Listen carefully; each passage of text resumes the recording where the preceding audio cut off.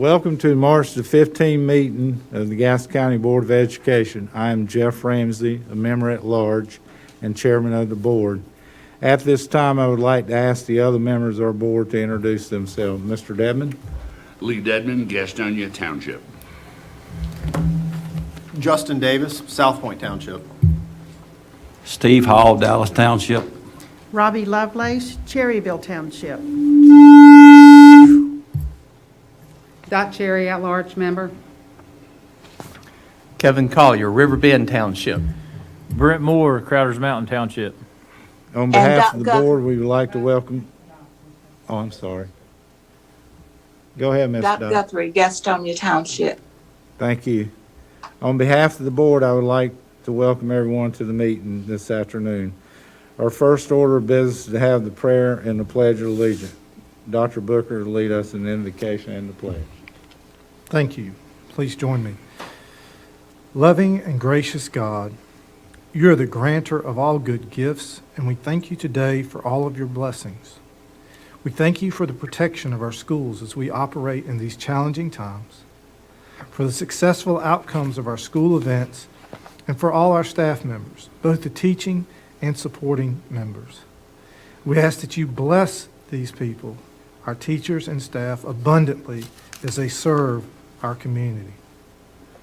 We continue to seek your wisdom, guidance, courage, and strength. Be with our board and our deliberations and help them to be wise in the decisions they make for the good of all those who have placed their trust and confidence in their leadership. Help them to make decisions that are for the good of all, and Lord, grant us the humility to always seek your will in all that we do and say. All glory be to you, our loving God. Amen. Amen. Please stand and join me for the Pledge of Allegiance.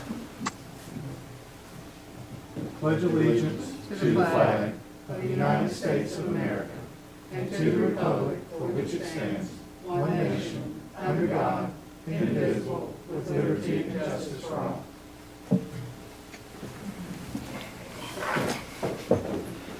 Our next order of business is to adopt the agenda. You have the proposed agenda before you. Ms. Cherry? Second, Mr. Dedman. Any discussions?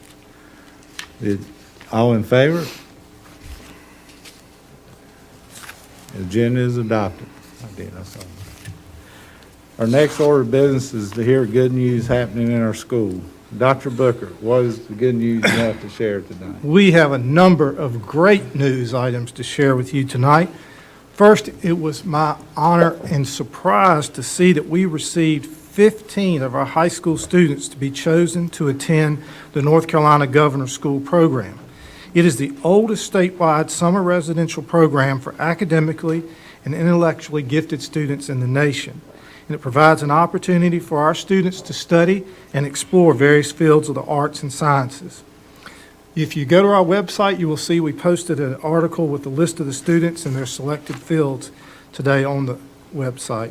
We are really proud of this achievement, and having 15 students represent us is a great event for the whole district. I also want to recognize, there was an article in the paper recently about our 5 outstanding finalists for School Administrators of the Year. Kevin Dorn of Cherryville High School, Jill Payne of Hawks Nest STEAM Academy, Loretta Reed of Woodhill Elementary, Torben Ross of Robinson Elementary, and Tyler West of Pinewood Elementary.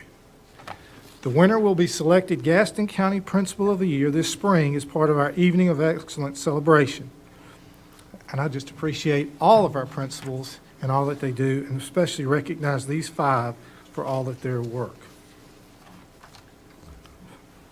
Many of you know about our strong tradition in the arts. Stuart W. Kramer High School Theater Arts Director Chuck Stowe is a long, hard-working member of our arts community, and this year he serves as president of the North Carolina Theater Arts Educators Organization. And one of his duties is the statewide Theater in Our Schools Month proclamation that brings attention to the importance of theater arts in our schools. We're proud of our theater arts programs in Gaston County, and we'd like to thank Mr. Stowe for his leadership here in our county as well as across the state. and I know that all of you appreciate his efforts to make the theater and the fine arts enriching and rewarding for all of our students. Wanted to take a moment and express our appreciation to the Greater Charlotte Auto Dealers Association. They donated over 3,000 bottles of hand sanitizer in partnership with Harris Teeter. And so these individual bottles of hand sanitizer offer additional protection for our students and school staff. And we just appreciate all of our community support, but wanted to recognize the Charlotte Auto Dealers Association for stepping up and serving us during the pandemic.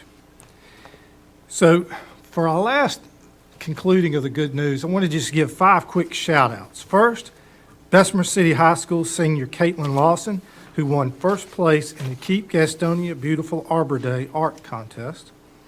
Page Primary has installed a new art kiln at the school, which was bought through funds raised in the school's virtual dance-a-thon. And you say, oh, an art kiln, they've waited over 6 months for that to come in and be installed, and they said that if you order one today, it would take over a year because of all the home crafts that are going on. Third, this is really impressive. New Hope Elementary put forth a fundraising effort and collected more than $12,000 for the American Heart Association. And you all may not know, but nationally, New Hope was part of selecting the emblems and gifts that were given as part of the Heart Association's fundraising efforts this year. So it was really neat to spend some time at the school and hear all about that. Fourth, we want to thank the community volunteers from United Way's Reading Soulmates, who are working virtually with students at Sherwood Elementary to help them with their literacy skills and to develop a love for reading. And fifth and finally, we want to thank the teachers at Pleasant Ridge Elementary who teamed up with the Gaston County Virtual Academy to provide engaging and interactive experiences for 4th grade students in art, music, physical education, band, innovation station, and counseling. It's just a way that shows all of our schools working together. And Mr. Chairman, that's the good news for tonight. Thank you, Dr. Booker, for sharing all the good news here in our school system. The next item on our agenda is allow the opportunity for public expression. This is a time when the board will hear comments from the citizens about matters of public concern related to our school system. We do have several individuals who have signed up to be heard. Our board sets aside the first 30 minutes of our regular monthly meeting for citizens to address the board. Even though our meetings this afternoon being held virtually, our board wanted to find a way to allow the individuals to be heard in person rather than being just sending an email to us. So we have limited the number of staff presenting instead of open the boardroom to permit in-person public expressions from as many as possible in 30 minutes allowed. Before we begin, let me outline the procedures. Citizens wishing to make comments who have completed requested to speak form will be recognized by the chair and then requested to step to the microphone for their comments. Citizens will state their name and address for the record. Comments will be limited to 3 minutes. The members of the board do not comment on public expression during the public expression.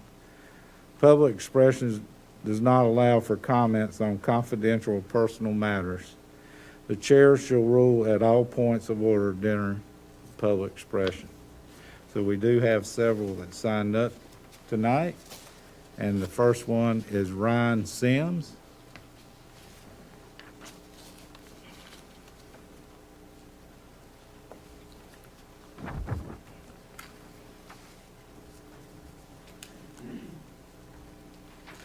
Go ahead, Mr. Sims.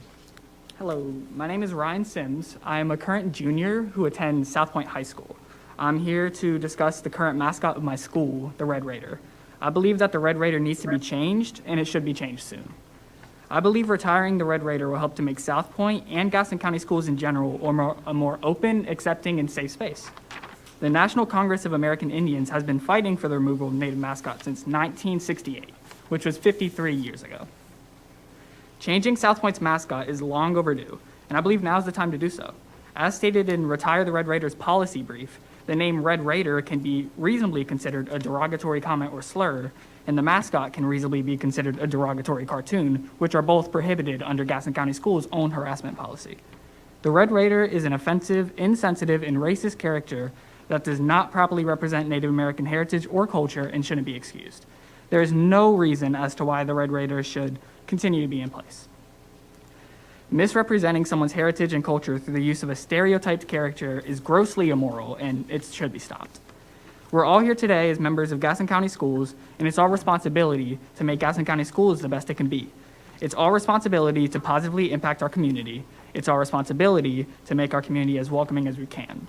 It's our responsibility to address the wrongdoings inside our community and to try our best to correct them. I believe we have the chance to do all of these things right now. Retiring the Red Raider will help to make our community the best it can be, and as previously stated, it's our responsibility to do so. Thank you. Thank you, Mr. Sims.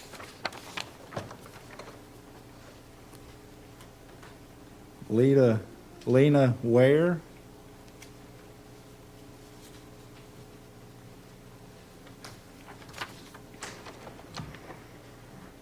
You can go ahead, Ms. Ware. My name is Lena Ware, and I live in Belmont, and my address is on the form. Right. South Point High School's mascot is incredibly offensive and outdated. While I am not a student at South Point, I can see the bad image it gives to all Gaston County schools. I am a student at Gaston Early College High School, and I am able to take pride in my mascot. I am heartbroken that students at South Point can't do the same. I don't feel shame at events or games because I know my mascot isn't perpetuating harmful stereotypes of Indigenous people. I know the argument some might say, or some might start saying, that it's only a few people who care. That isn't true. The world is becoming more and more progressive. The longer we wait to change the South Point mascot, the worse Gaston County schools will look. Even the baseball team, the Cleveland Indians, are changing their name, making the South Point mascot even more outdated. I thank you for your time and consideration. Thank you, Ms. Ware.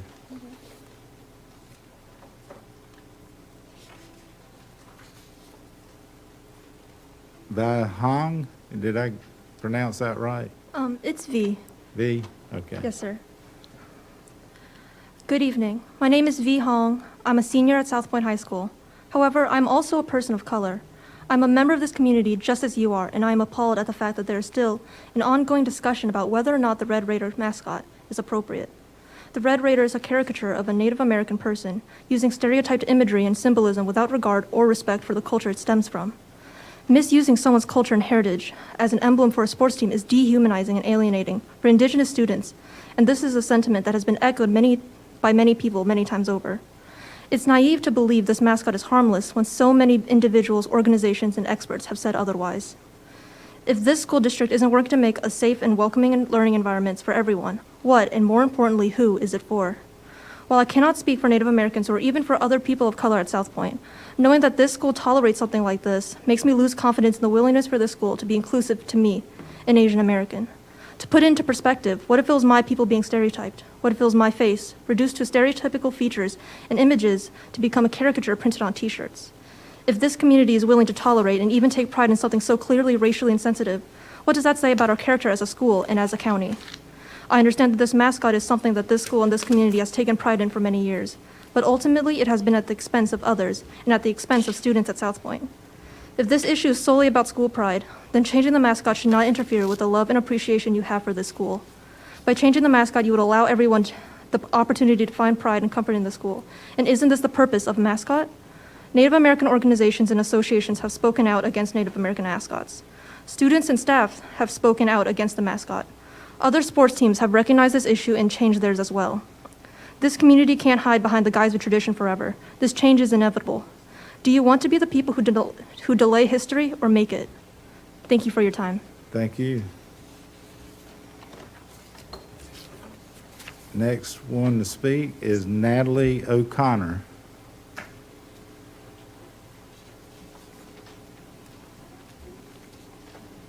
Hello, I'm Natalie O'Connor, and my address should be on my form as well. It is. Thank you.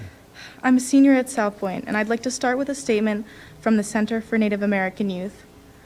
For the health and well-being of all youth, in an effort to create a just world, the Center for Native American Youth urges the Gaston County School Board to retire the South Point High School's Red Raider mascot and all associated Native American imagery and logos.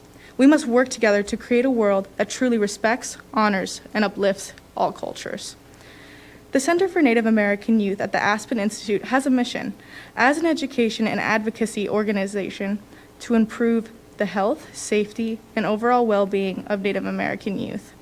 The Center for Native American Youth, CNAY, opposes the call for change, all mascots and logos that amplify derogatory and racial misappropriated terms regarding the Native American population. The use of these terms and logos perpetuates the systemic racism within our country. They represent inaccurate depictions of the Native American population and promote cultural appropriation. The non-Native rationale of utilizing racial slurs as mascots and logos is unacceptable. It is disrespectful and disheartening. The racist logos and mascots have created social stigmas that have detrimentally impacted the health and well-being of Native American youth. These logos and mascots erect intergenerational traumas rooted in the forced assimilation of the population. Since first contact, the Native American population has fought to live, to walk on their homelands, and to preserve their way of life. Through centuries of injustice, the population continues to live and draw strength from their culture and identity. The Native American population is resilient and deserving of respect and honor. Race-based mascots and logos do not honor the strong cultures of Native Americans. CNAY's call for change is simple: that all educational institutes and sports teams establish policy that prohibits derogatory mascots, logos, and cultural appropriation. CNAY encourages all institutions and sports teams to educate their communities on the true history and resilience of the Native American population. Together, we can create an equitable society that honors, values, and respects everyone. In Resilience, the Center for Native American Youth. I have spoken to Mr. Ford, the principal of South Point High School, and he informed me that the decision of changing the mascot is the Gaston County School Board. We request Justin Davis to contact us about retiring the Red Raider. I know you as educators care about creating a positive environment for every student. Preserving the Red Raider is the continuing of harmful stereotypes and unsafe learning environment. Thank you for your time. Thank you, Ms. O'Connor. Next one is Rebecca LeClaire.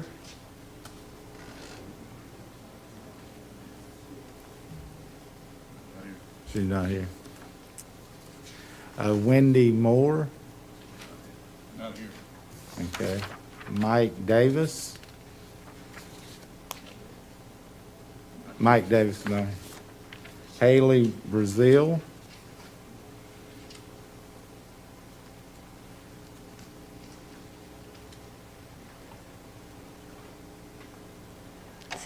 Is it okay if I lower this? Yes, Okay, yes, ma'am. perfect. I'm a little short.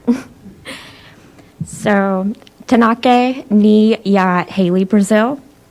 So I said hello. My name is Haley Brazil. I am a citizen of the Catawba Nation. I grew up in Gaston County and I graduated from East Gaston High School in 2016. East Gaston opened in 1972 when the communities of Stanley and Mount Holly consolidated. At this time, the two communities held a contest to determine the mascot for East Gaston.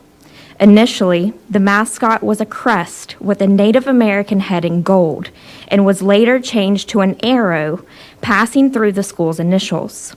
Our longtime sports rival, South Point High School, was established in 1964 with the Native mascot being a Red Raider and was depicted as a red-skinned Native American man with a mohawk, earrings, and a feather. 1964 is 14 years before the passing of the American Indian Religious Freedom Act, and is 14 years before the passing of the Indian Child Welfare Act. For perspective, non-tribal students at South Point High School and East Gaston were encouraged to play Indian, were encouraged to play Indian in the same time period of my ancestors being beaten, jailed, and forcibly removed from their families. All for being Native, while the high schoolers got to play Native. While the student body of our local high schools braided their hair, painted their skins, and let out war chants following the tomahawk chomp every Friday night after a football game, my relations were having our heads shaved. We had our languages beaten out of us, and we endured sexual violence and heavy labor. Excuse my shaking. I drove 6 hours today to say that I am not your mascot, and I am not honored. Institutionalized racism is not honorable. If you want to honor the Native American community, then listen to us. Listen to us when we say that mascots are demeaning to us. Listen to us when we tell you that not only is it affecting our youth's mental health, but it is also affecting yours. Not only is it affecting the self-worth of our Native youth, it is affecting yours. I was one of the handful of Native American students that graduated Gaston County schools, and I am not honored. Ms. To those, Brazil, just wrap it up. oh, I'm sorry. Okay. To those who have graduated from these schools and pride themselves in warrior pride or Native pride, I say this: you don't know what it takes to be a Native American. Warriors are not what you think of warriors. The warrior is not someone who fights because no one has the right to take another life. The warrior, for us, is the one who sacrifices himself for the good of others. His task is to take care of the elderly, the defenseless, those who cannot provide for themselves, and above all, the children, the future of our humanity. I thank you for your time. Thank you. Next one up is Jason Runfeld.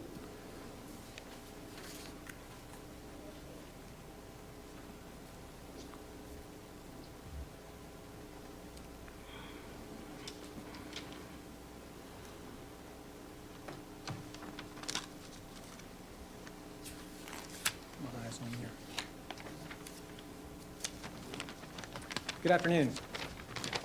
My name is Jason Rumfeld. I reside at 4502 Brentwood Drive in Belmont. I'm here today as a South Point graduate and former student athlete, representing the Belmont and South Point community, specifically the overwhelming majority of whom are strongly in favor of retaining our team name and logo, the Red Raider. We know that you continue to have to hear from the small but very vocal contingent who are asking, in some cases demanding, that you take the easy path to a resolution here and simply bow to the cancel culture by forcing South Point to do away with a 75-year-old respectful tradition with the Red Raider name and imagery. Just as we stated last July, we regret having to be here before you then as well as now, because we recognize and appreciate that the board has much more critical priorities in front of you as we try to get schools reopened. However, we do want you to know that we are fully prepared to present and defend our name and logo at the appropriate time. And now that it appears a broader reopening may become a reality, perhaps even this school year, we wanted to inform you that we will be making a very thorough and substantive announcement on this topic in the coming weeks. We think you will be pleased with this announcement and look forward to working with you on a resolution for this matter once and for all. Thank you. Thank you, Mr. Runfeld. We do have one more. Lauren Frady. You have.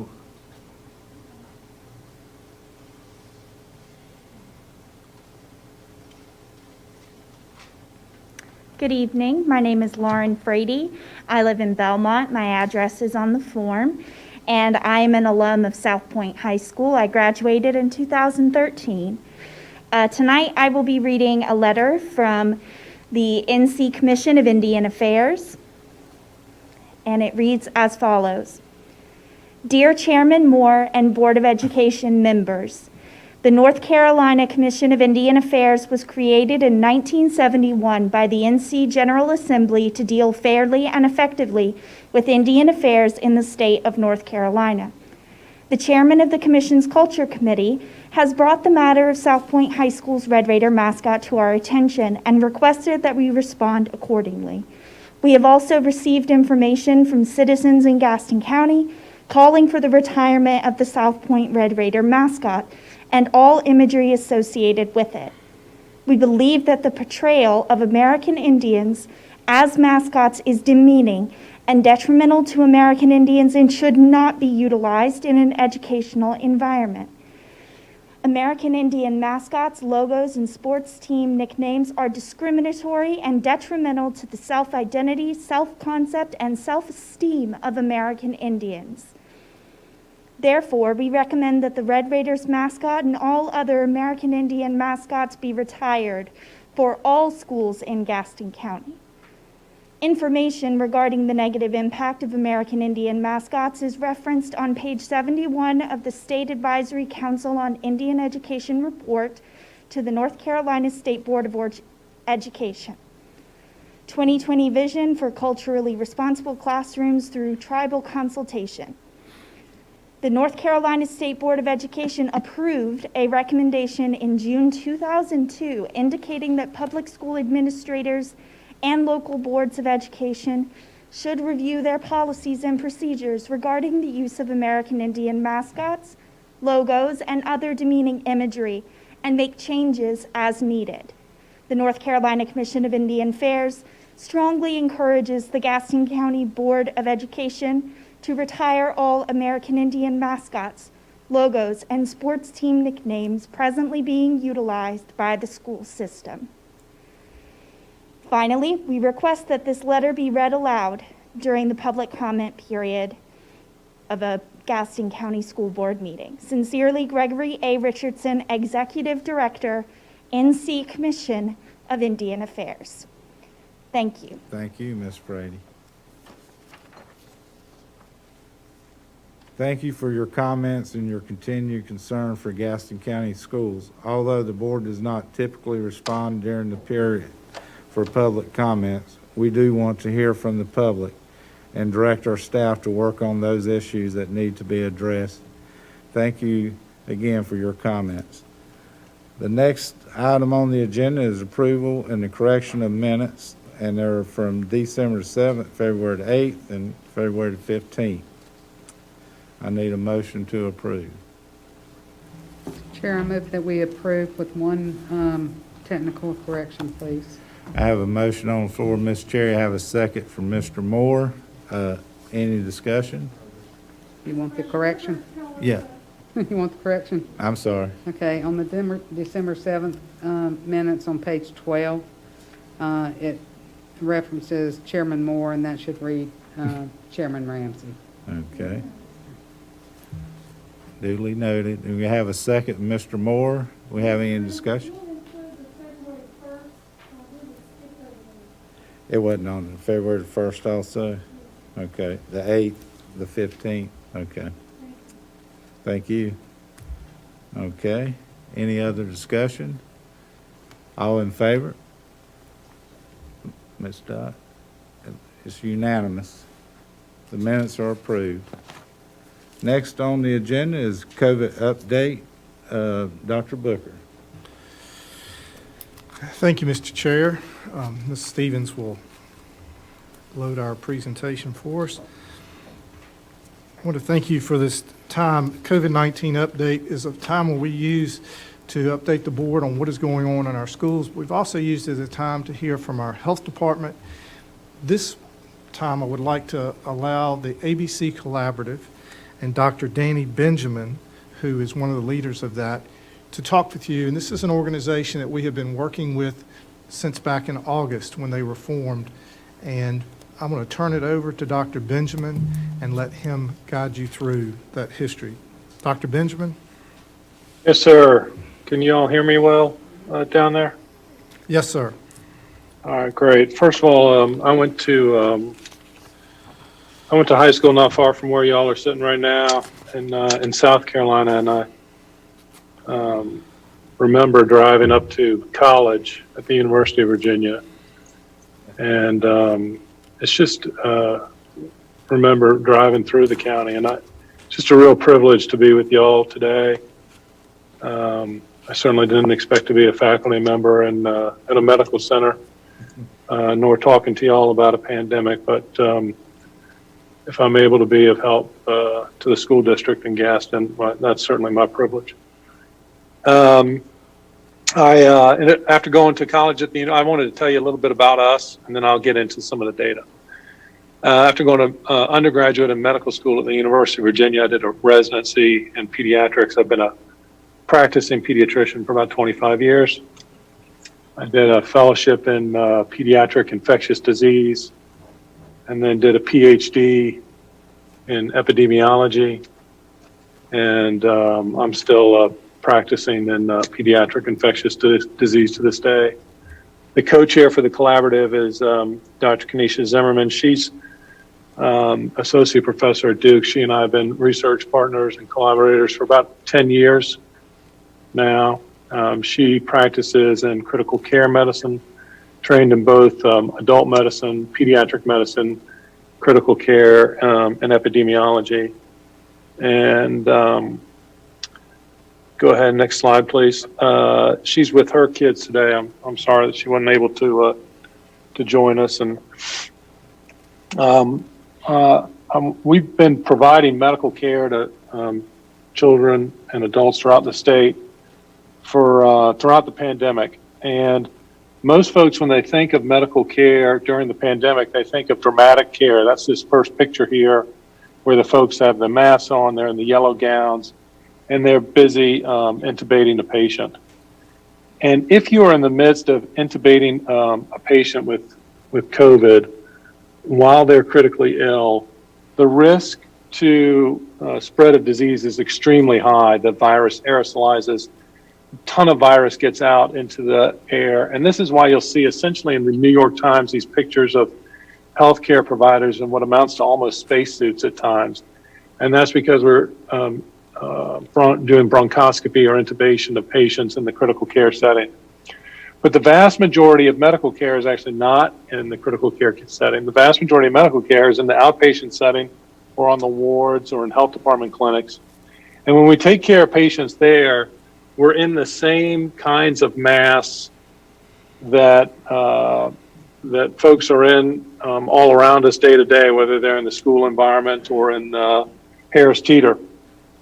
And our patients come in, we don't know whether or not they have COVID or not. We have them wear a cloth mask, and we wear a medical mask. And I can tell you most assuredly, in doing physical exams of patients, I'm much, much closer to them at 6 feet than 6 feet away, and have been throughout the entirety of the pandemic, from March until December, prior to being vaccinated, and from December until today, after receiving the vaccine. It's been the same for us. And these are in typically small rooms. Sometimes we're in health department rooms where the ventilation's poor. And not only is that physicians providing care, but also nurses, nurse assistants, technologists, and phlebotomists. Go ahead, next slide, please. When we first, when the pandemic first broke out, because we were providing care to patients and we were not masked at that time. You'll recall back in February and March, even in the hospital setting or the outpatient care setting, we were not masked when we provided care to patients, and we were at very high risk of getting COVID in that month, in the first month of the pandemic. You can see the red line there. We were much higher risk than the community, which is the blue line. And we were getting sick right and left at work. And the institutions put in universal masking for us as a requirement every day at work, and it was a godsend when they did so for both us and our families and the families that came into healthcare. Because at that, within 2 weeks of that occurring, and then in enforcement of that masking, healthcare-associated infections. That's that red line. You see that going flat between mid-April and the end of the summer. The y-axis on that graph is the cumulative incidence of COVID-19 infection. The x-axis, you can't really read those, but those are dates. Those are every couple of dates between the very left-hand side of the graph, March through the summer. And by mid-April, healthcare-acquired infections for healthcare workers virtually stopped, dropped to near nil throughout the summer, and has been so up until the time we were vaccinated and since then. So when the school boards talked in summer, called us in 2020, and Gaston, I'm glad to say, was an early adopter of the program, we talked with them about thinking of having a problem around infection control rather than thinking about worrying about what was going on in the community. That is, protect your people within the schools. If you provide a safe work environment for your adults, you will provide a safe learning environment for your children. And this way of thinking, preventing infection on the property, which is what we do in healthcare, has been true not only for physicians, but also nurses, technicians, cafeteria workers, transportation folks, custodial services, phlebotomists, and replicated in outpatient clinics, free clinics, healthcare departments. And so we knew it was possible for y'all to succeed, and Gaston, as an early adopter, go ahead, next slide, was a part of ABC 11, and we were very, very impressed with Gaston and with the other 10 counties. Those 11 superintendents agreed to. They knew that they were going to be in face-to-face instruction. They were in face-to-face instruction for the first 9 weeks of school. They recorded infections, and when you're in the midst of a pandemic like COVID-19, just like people come into healthcare and they have infections, our job is to prevent that one patient infecting another patient or a doctor coming in and infecting a patient. Your job as a school district was, you knew that children and adults were going to come into school with COVID. Plenty of North Carolinians had COVID. That's the community or primary transmission. Your job was to prevent the spread of that infection within the schools. And as a group, y'all did a fantastic job. You had over 90,000 students and staff attended some form of in-person instruction during the full 9 weeks. There were 773 infections that were community acquired, come onto school property. And when you have infections like that, the health department and the school staff work together through a process called contact tracing to determine where did people get sick? Where did they get their infection? By a combination of contact tracing and testing. And it turns out that there were only 32 infections that were acquired at school. Now that's outstanding. At this time in North Carolina, every North Carolinian was infecting approximately 1.1 other North Carolinians. And so had Gaston County Schools done the same performance as a Walmart in Chapel Hill or Piggly Wiggly, if we were in South Carolina, we would have seen 900 within school transmissions. We only saw 32.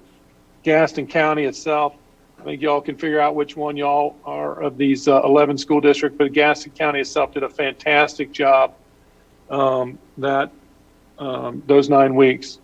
There was no instance of child to adult transmission of COVID. And the superintendents did something that folks in the media and in the publication and in the North Carolina Senate really haven't emphasized very often, but the superintendents agreed to meet every week via phone call for a lessons learned on, like, okay, this is what we've got going on here in Gaston or in Moore County. Maybe we've got a couple of infections in children under age 5. Remember back in August, there was masking required. So they increased the amount of masking that they had in 4-year-olds in these schools. They did some things differently around lunch as a result of what they learned, some different things around sports and the special needs communities. So these superintendents, and your superintendent was one of them, would get on the phone with each other and have this kind of lessons learned conversation every week. And then the faculty also agreed to be on call whenever things were happening in the district that the superintendents were uncomfortable with. And your superintendent and I don't remember this, Dr. Booker. I can't remember if it was Thanksgiving Day or if it was Friday after Thanksgiving. Yes, But we got to know each other a little better over Thanksgiving. It wasn't face to face, it wasn't over stuffing, but it was over discussing some of the things that were going on in Gaston County. So that the dedication of these superintendents during the 9 weeks to do share data, to do lessons learned, to continuously get better, and to look after the adults and children that are in your school districts are very, very impressive. Go ahead, next slide, please. This group then agreed to continue to do contact tracing and continue to record infections and continue to do lessons learned. And now at this point, in part because these data haven't been completely vetted, they haven't been double checked, this is interim analysis. So these are preliminary data, but it's going to be, 95, 98% accurate. They've done a fantastic job, again, of preventing infection. So the community cases in January 26, throughout these 11, or now 12, a 12th county joined them. Throughout these 12 school districts are is in column 3. So column number 1 is a unique identifying number that anonymizes your school district, because I'm going to be presenting your data without making sure it's totally correct, and I might present it at Moore County, for example, and I don't want to get superintendents present inaccurate data until I'm fully confident of what I'm presenting. But I know you all have some decisions in front of you, so I told Dr. Booker I'd be in front of you all tonight and talk with you about it. So each district their name is disguised by a number. We'll unblind those numbers here in a couple of weeks. The community cases, this was on January 26. You can see tremendous burden of community cases, 400 and 500 and 600 cases per 100,000 population per 7 days. It's dramatically lower right now throughout most of the state, but very high here in the peak of the pandemic. The community infections, you can see, were a tremendous amount, and the within school transmission, very, very low. It's an amazing job by these school districts. And you can see the breakdown of elementary, middle, and high school. And some of the final numbers here is what's sports related and what was not in the high schools is not back to us yet. But you can see very few within school transmissions, just a really nice job. Now, all this is improving in the communities, and go ahead, next slide. I'm about halfway through, but I'm going to pick up the pace here for y'all. Is gonna really improve with the vaccines. We're starting to see an impact on that already. Remember that with the mRNA vaccines, whether it's Pfizer or Moderna, what happens is you get injected with a little bit of messenger RNA. All that means is you get a little bit of protein that causes your body to make antibody proteins to the spike protein. So you're not getting injected with DNA. You're not getting injected with embryonic stem cells. You're not getting injected with them with any kind of nonsense like that. Go ahead, next slide, please. You can see here it's just some messenger RNA, which causes you to make an antibody. So think of the antibodies as kind of the linebackers. If you had a football team, the antibodies would be like the linebackers of the immune system. And they grab a hold of the spike protein. Remember, the coronavirus is called a coronavirus because it looks like it has spikes off the virus itself, little proteins that spike out from the virus like a crown, grabs onto one of those spike proteins, and it locks it in place. So think if you were trying to put a key into a door lock, the antibody would act like silly putty, wrapping itself around that key, and you wouldn't be able to enter in your house. The spike protein gets bound up by this antibody, and the virus cannot enter into the human cell. This is why the vaccine's been extraordinarily effective. It's got no preservatives, no embryonic cells, no additives. It's just mRNA, some lipids. So think about a little fat covering there to protect the mRNA as it gets injected into your muscle. Some salt, some sugar, some butter. Go ahead, next slide. Now, all these two graphs here, the ones on the left for Pfizer and the ones on the right from Moderna, has been extraordinarily successful. The vaccines were a home run. We didn't, in our wildest dreams, hope to have success like this. But essentially, you can see the blue line is if you get placebo, and it's purple for Moderna, and the red line or reddish-orange line is if you get the product. And by day 11, after getting the product, you get protection, which means infections essentially go to near zero for both the Pfizer and the Moderna. After the first dose, it decreases by within the 11th day after dose. Prevention of death goes up to 72%. That means if you were somebody who had a 1 in 1,000 chance of dying of COVID, you get the vaccine, you reduce that by 70%. You only have a 3 in 10,000 chance of dying. Prevention of death was 100% after the second dose. And this was subsequently found in large studies across Israel, the United Kingdom, and about to be produced here out of the United States, where over and over and over again, the effectiveness at preventing severe disease and death is greater than 95%. Now, the product's very safe. You'll see the next slide here is a picture of my sons, actually. And my sons gave me permission to show you these pictures. They volunteered for the pediatric study for the Pfizer vaccine. It's the 12 to 15-year-old study. And those data are just going to get sent off to FDA at the beginning part of April. I think that the Pfizer vaccine is probably going to be available for teenagers, high school students in the summer. By late summer, we might get all the way, might really get it for all high schools having access to it. Now, we may not get all the high schoolers vaccinated until the fall, but we'll start getting them vaccinated, I think, late in the summer. Moderna, J&J, AstraZeneca, Novavax, they're going to be delayed because they haven't even really started doing their pediatric studies yet very effectively. Pfizer's study for children under 12 will start next month. I don't think we'll get those data in place until the summer, so I don't think we'll be able to vaccinate those children under 12 until the wintertime of 21-22. I'm telling you in a really long-winded, kind of slow way here that y'all are going to need to be dealing with this somewhat in the next school year. Go ahead, next slide, please.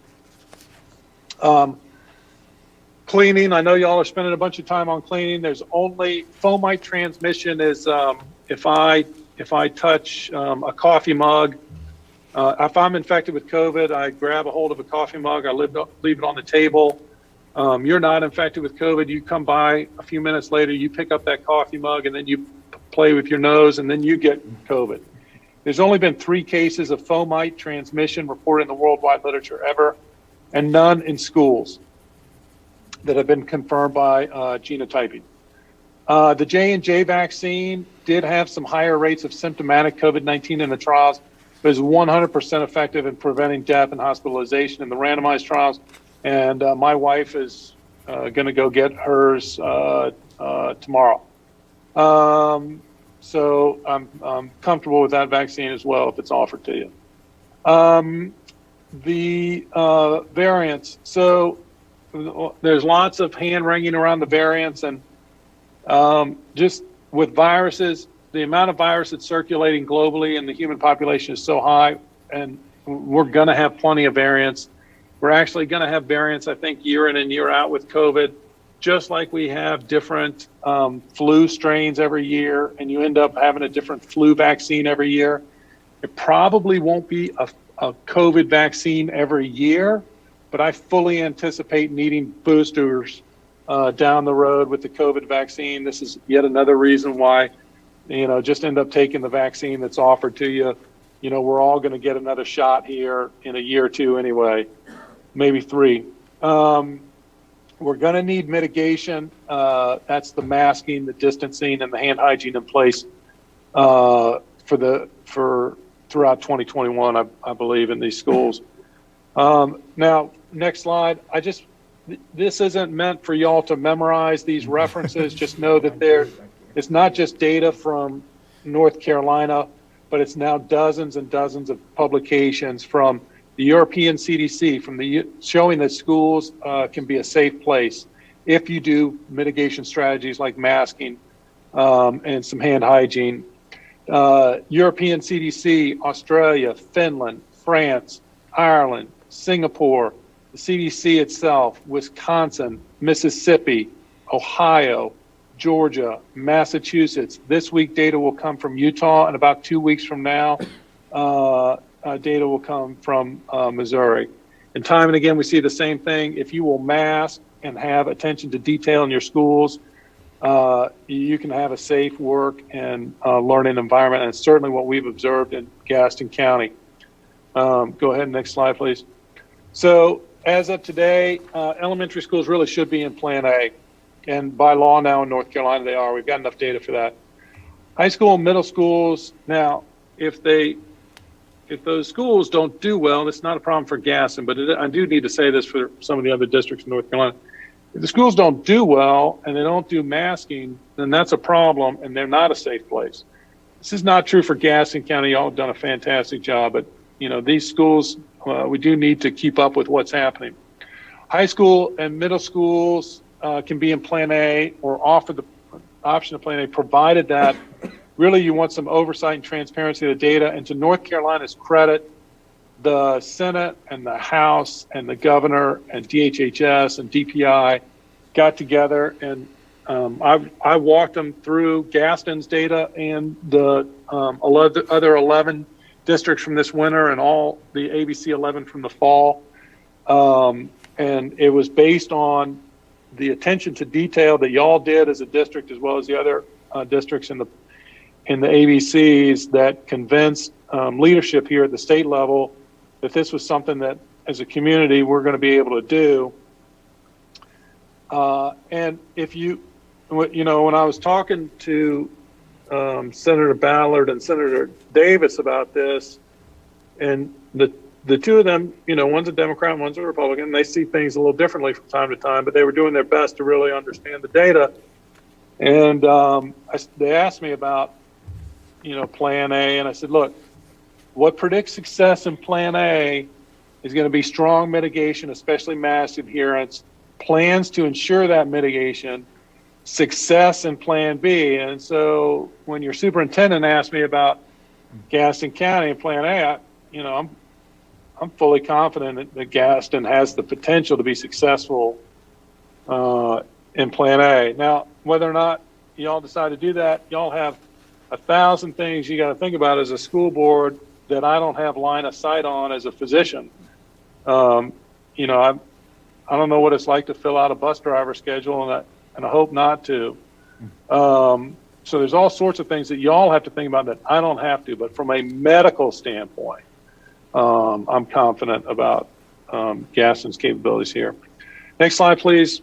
This is the team here for North Carolina. And I'm happen to be the one that is partnering. Each county is given one of the team members to partner with them. I happen to be the partner for Gaston County, but it's been a privilege working with y'all since August, and I'm sorry for going on for so long, but I wanted to make sure that y'all understood not only your data, but data from throughout the state. But for a school district to have as much impact on not only state policy in North Carolina, you know, that's really profound what you all were able to do as a community. Thank you for that. But you also impact the CDC guidance. You know, we're meeting with the CDC tomorrow about updating their guidance. Meet with them tomorrow afternoon. You impact, you know, schools from as far away as Oregon and California and Mississippi and everywhere in between. Call me up and ask me about y'all. And I just want to, you know, working with y'all has been a real privilege, and I want to thank you for what you did for not only the adults to provide a safe work environment in Gaston County for them. That's very important for folks not to lose sight of what y'all did for the adults in Gaston County schools, but also the children at Gaston County School and adults and children elsewhere. So thanks for letting me go on for so long.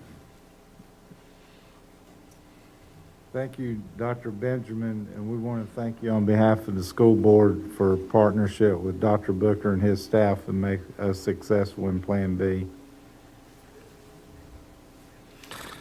Dr. Benjamin, we appreciate your leadership, appreciate you giving us this time tonight and the commitment that you've given to our schools. And we couldn't have this conversation and not point out some of our team members. You start with the team of Susan Neely and Betty Worthy, who have led us from the medical perspective internally. And I know Ms. Worthy and Mr. Clinton have been the ones providing you the majority of your data. And you know, we have a saying about you, Dr. Benjamin, that you're kind of, if you give a mouse a cookie, because we send you data and you come back with 3 more questions. So,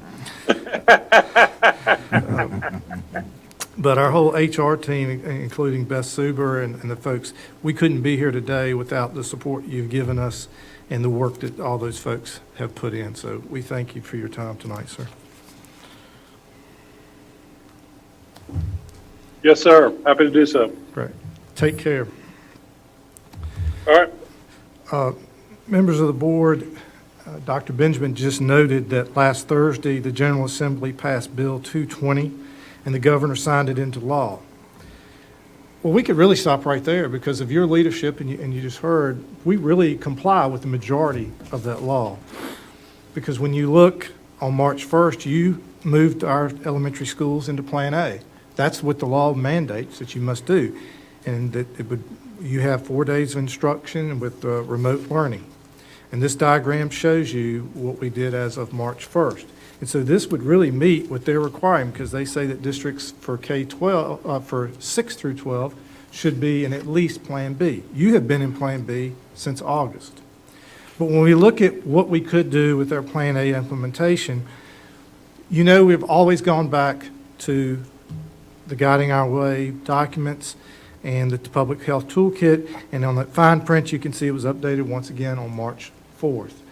The state board today actually had an emergency meeting where they called and they gave some more clarification. And we understand, as you just heard Dr. Benjamin, there's more discussion about modifying this. They've traditionally waited till the beginning of each month to do those modifications. But through it all, it has remained where we have the daily temperature checks, the mask, social distancing, cleaning, the PPE, and just keeping people aware of this. And that's one of the things that we all have talked about, the fatigue of that we're a year into this now and people getting tired of it. But you just heard the medical expert, we're probably going to have to challenge these masks for the foreseeable future. So when you look at Bill 220, it says you still shall comply with the Strong Schools North Carolina Public Health Toolkit. It requires in-person instruction for grades K-5, and for grade 6, minimal social distancing is allowed, and Plan B is moderate social distancing, or both. So that is a big modification moving forward. It also says you must offer fully remote learning option for student families. You have been doing that for over 6,000 students since August. A local board of education may revise its current school calendar to amend teacher workdays to prepare for your transition to Plan A. And a local board of education may transition classrooms or individual schools to remote learning on an as-needed basis due to COVID-19. This was a critical thing for it to be included because today, over the weekend, Dr. Balknight, Mr. Clinton had to work through, and we had an elementary school that we had to close a classroom in. And that impacts our families, it impacts our teaching faculty, but to leave that power local was very important.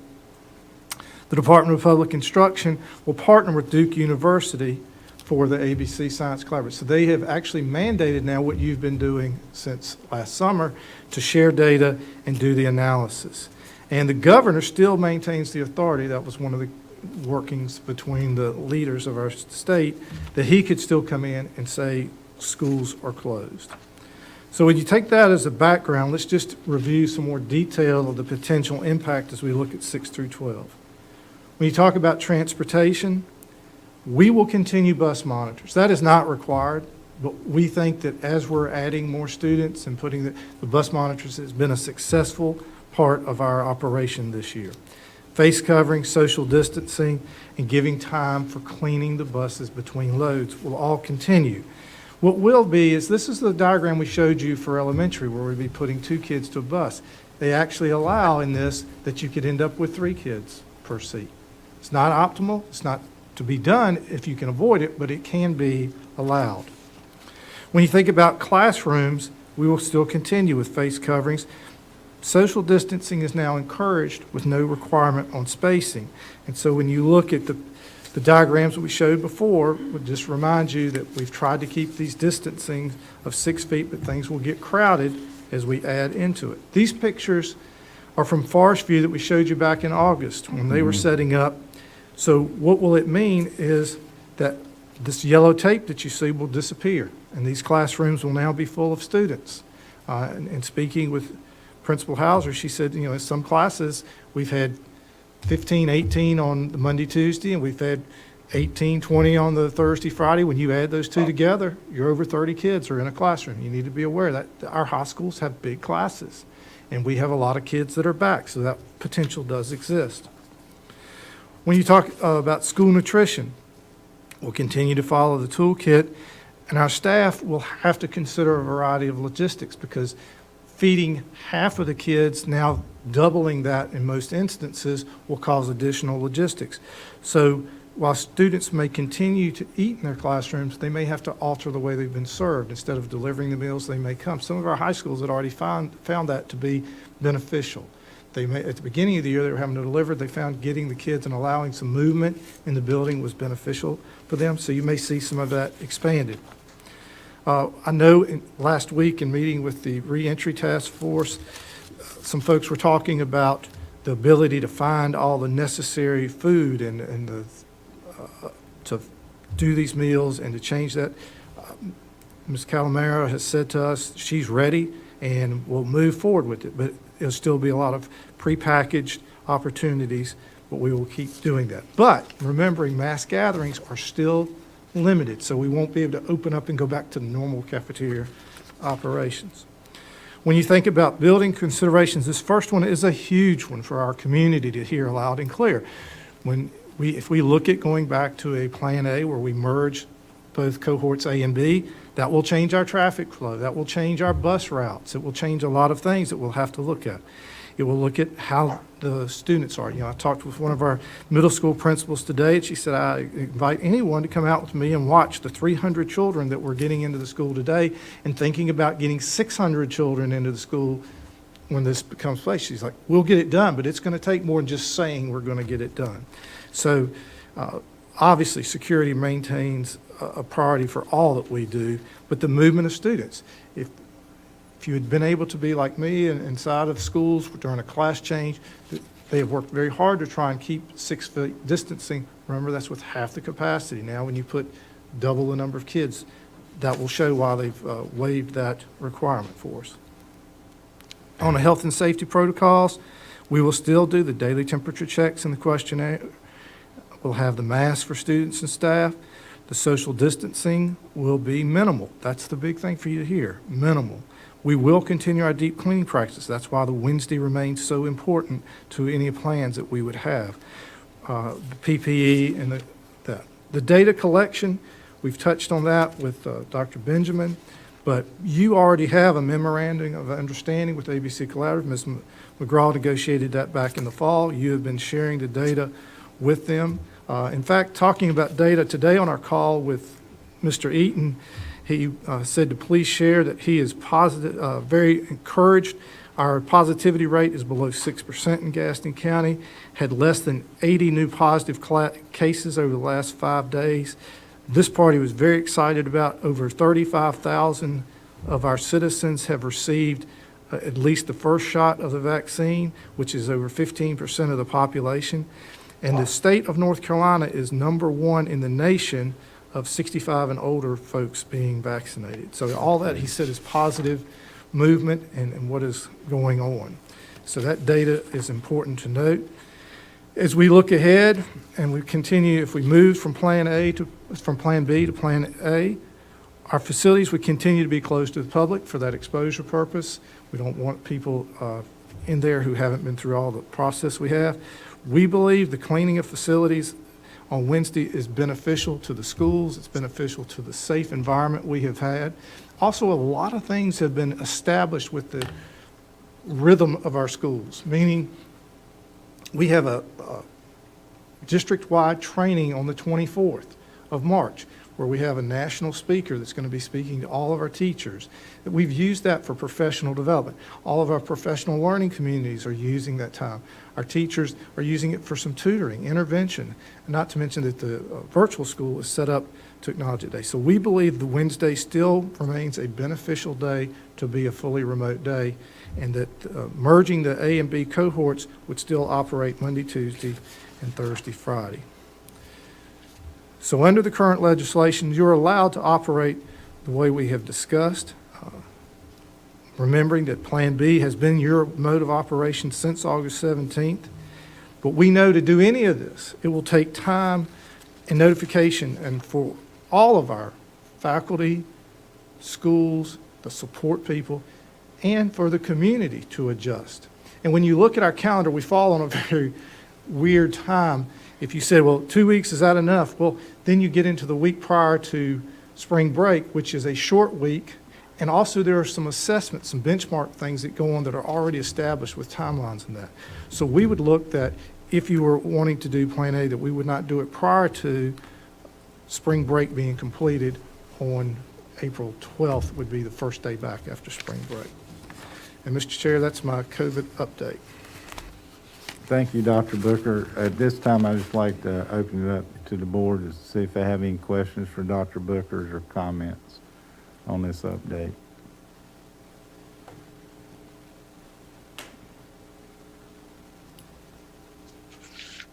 Ms. Cherry? First of all, I was pleasantly surprised with the data that Dr. Benjamin provided, and I'm glad that we did choose to collaborate with him at the very start, because I think that has put us in a good position and provided us with much needed information that other systems don't fortunately have. So good call on that, Dr. Booker, and kudos to our teachers and our administrators for making that data so good. So I'm real happy about that. Thank you, Ms. Cherry. Mr. Chair, Yes, Ms. Guthrie? I have a question, please. Yes, ma'am. Dr. Booker, I would first like to congratulate you and your staff for the work that you have done, and that was a good report presented by Dr. Benjamin. I just wanted to ask a few questions as I noted some things. You mentioned ventilation, or did you mention ventilation? Because I was concerned. I know that some of the schools' classrooms are smaller than others, and I wanted to hear how the ventilation would be handled in a classroom that's much smaller than some of the others. Would teachers need to find alternatives rather than having, how many students do you think would be in a classroom? That, Ms. Guthrie, the number in each class will vary from subject to subject, school to school, but what we have done is utilizing COVID funds. We've bought an air purifier that should be in every classroom if not today, within the coming days, because they've been delivered. We started with our oldest schools first and those that would have the older HVAC systems, and move forward. So that's one of the things that we've tried to do to address the ventilation. And you mentioned lunch. I wanted to know, I know that having been in a school, sometimes students would go through the lunch line and they would pick up their things like the fork, the spoon, etc. But I would assume that they're individually packed. Is that right? Yes, ma'am. They've been delivering those to the classrooms. And then some of our high schools have been walking through and picking up, but they're not doing the traditional lunch line where things are scooped and placed in front of them. So the hands-on, he mentioned too, like the touch in the nostril. Of course, he said that was rare for folk to get COVID that way. So all of those precautions would be made Yes, as ma'am. far as students handling. So how will we enforce the mask wearing with middle and high school students? We would continue the same way we have been to date, and we've been pleasantly surprised with how our students have been diligent in wearing the mask. Like any general population, we have some that will slide below their nose.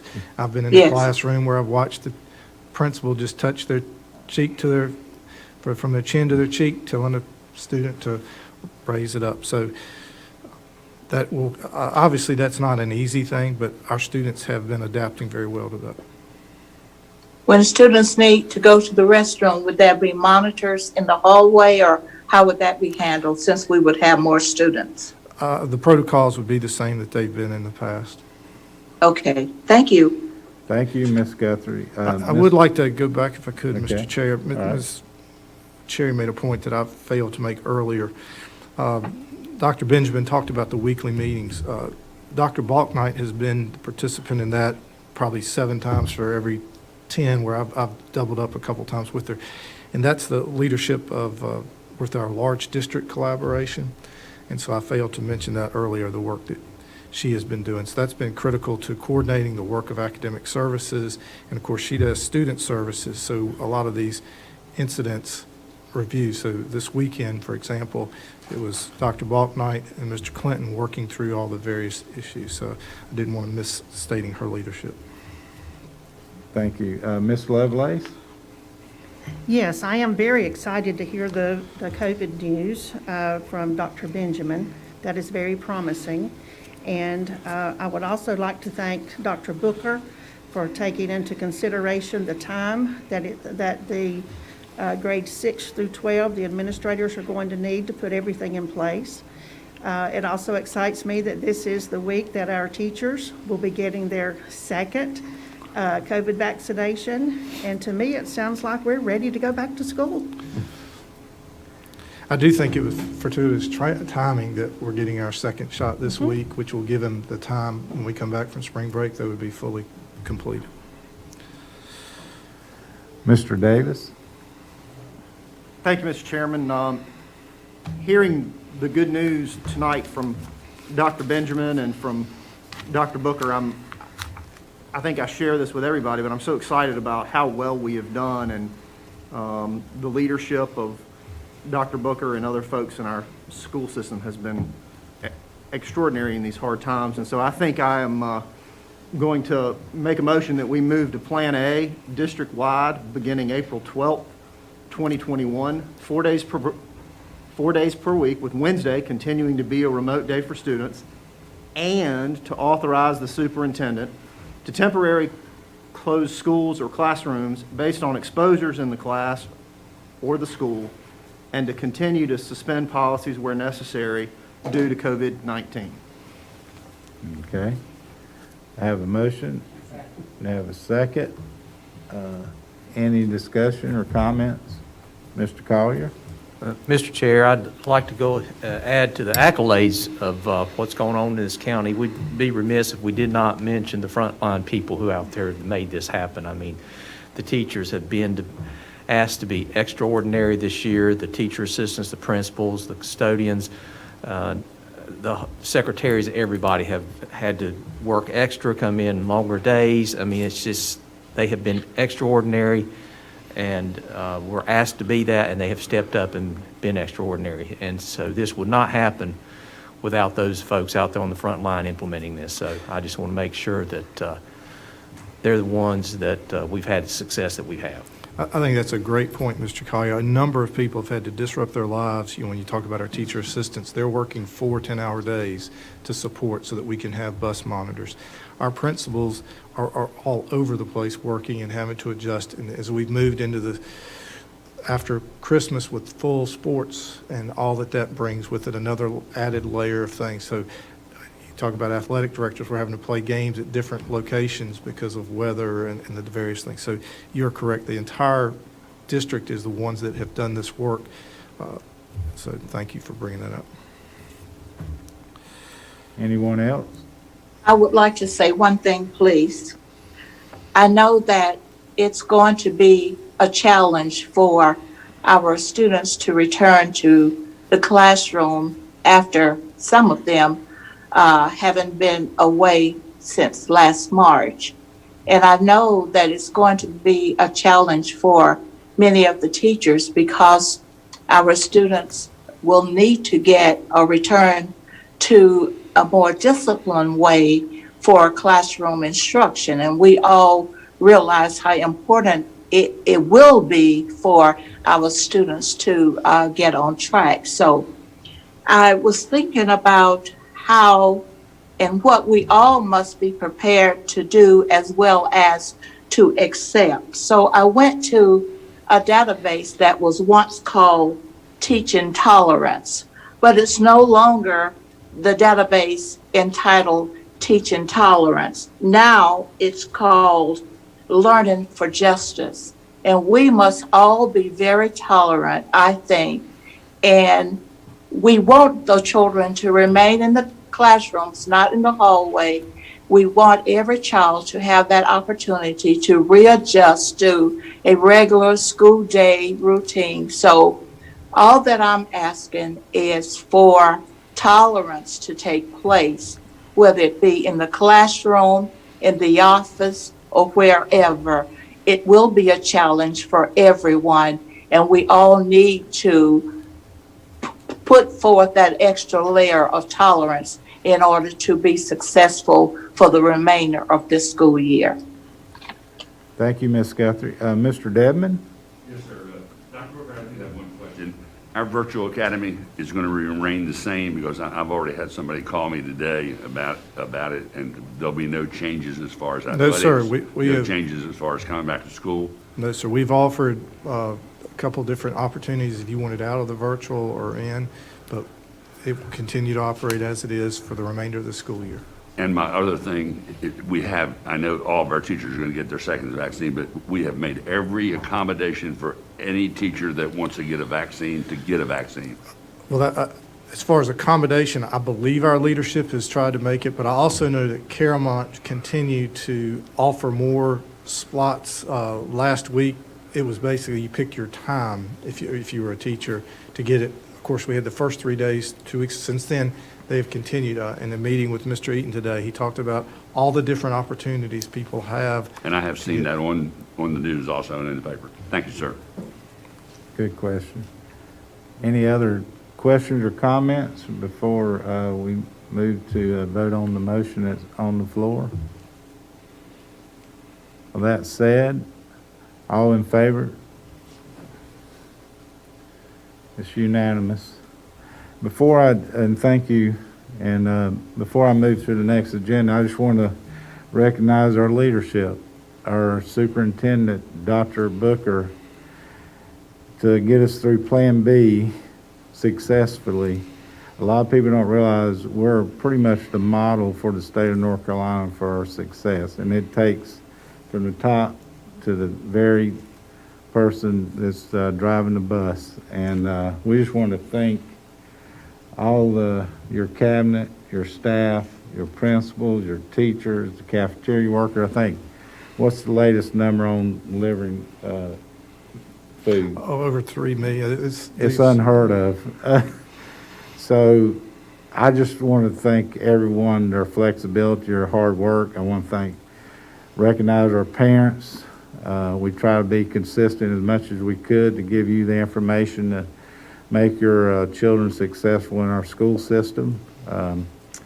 It's going to take hard work to implement into Plan A. We feel confident we can do it if we all work together. As a lot of us mentioned just a minute ago, it's going to take the students, the teachers, the principals, and the parents to make us successful to move on to graduation.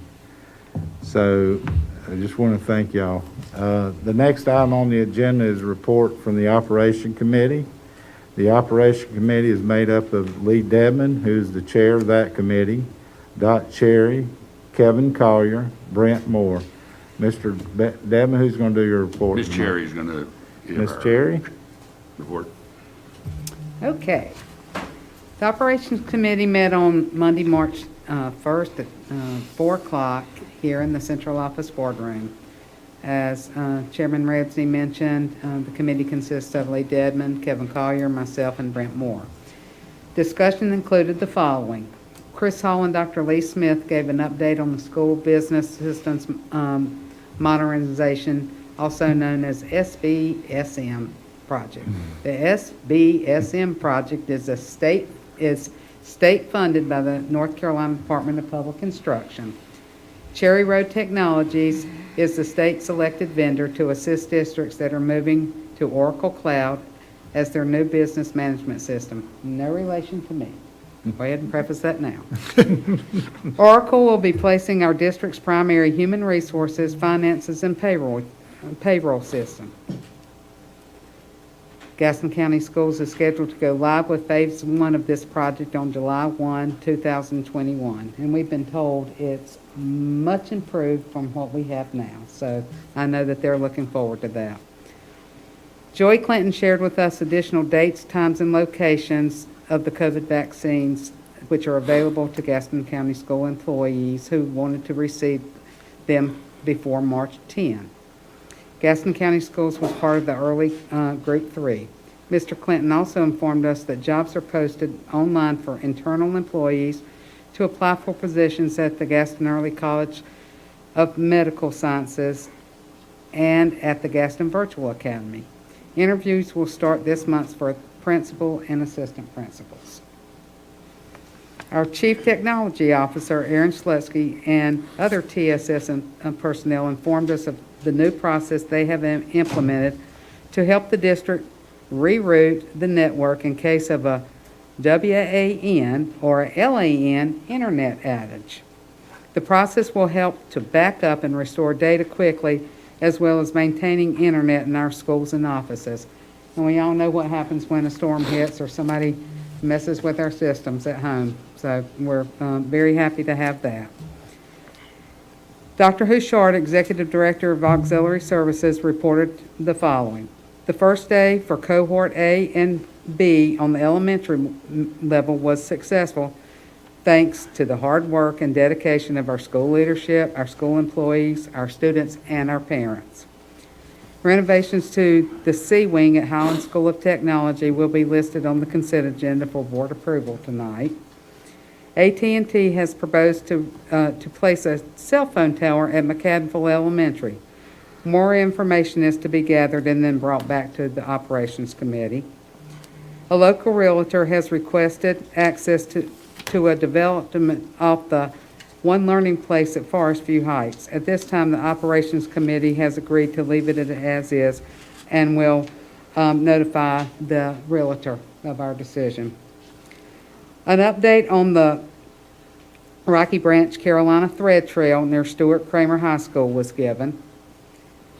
We now have the temporary certification of occupancy for the new Belmont Middle School. At this time, 98% of the punch list items have been completed. Furniture is being moved in, and the traffic light at the intersection of Wildcat Way and South Point Road is currently working. Yay! Associate Superintendent and Chief Financial Officer Gary Hoskins presented information pertaining to the school bonds and how the funds have been dispersed. Funding for capital projects will appear on the agenda as an action item. The board will receive the superintendent's budget request, which is based on information received from our stakeholders and fund managers at the March board meeting, which is tonight. The budget will be presented to the board for approval on April 19th and then submitted to the county by May 15th as required by state law. Gary Hoskins also presented the committee with a list of construction and repair change orders which were recommended for approval by the board. These items will also appear on the consent agenda. Our next committee meeting is scheduled for May 3rd at 4 o'clock in the central office boardroom. And that's operations report, Mr. Chair. Thank you, Ms. Cherry. The next item on the agenda is a report from the Curriculum and Instruction Committee. The members of that committee are Justin Davis, Steve Hall, and Robbie Lovelace. Ms. Dot Guthrie is the chair of that committee. Ms. Guthrie? Mr. Chair, Ms. Lovelace will be presenting our report. All right, thank you, Ms. Lovelace. The Curriculum and Instruction Committee met on March 1st, 2021. The members present were Dot Guthrie, Robbie Lovelace, Steve Hall, Justin Davis, Jeff Ramsey, and Dot Cherry. The meeting was called to order at 12 o'clock p.m. Minutes were approved unanimously with no corrections for the meeting on February 1st, 2021. The Finance Department presented information on the 2021-22 budget. This will be an informative item on the Board of Education agenda on March 15th, 2021. Staff provided an update on athletics. Practice for spring sports in middle school will begin March 1st, 2021 for softball and boys soccer. Girls soccer, baseball, and boys and girls track will start practice on April 12th, 2021. March 1st is also the first day of practice for spring sports in high school. Due to realignment by the North Carolina High School Athletic Association, Gaston County Schools will be in 2 conferences, not 3, effective 2021 through 2025. The Department of Elementary Instruction shared information regarding the mathematics curriculum adoption process. Gaston County Schools will begin the review and selection process for a core mathematics curriculum resource to be implemented starting in the 2021-22 school year. All K-5 teachers and a district committee will participate in the final vote. Updated information was presented on the social studies curriculum framework. New K-12 standards were adopted February 2021 and implementation will occur fall 2021.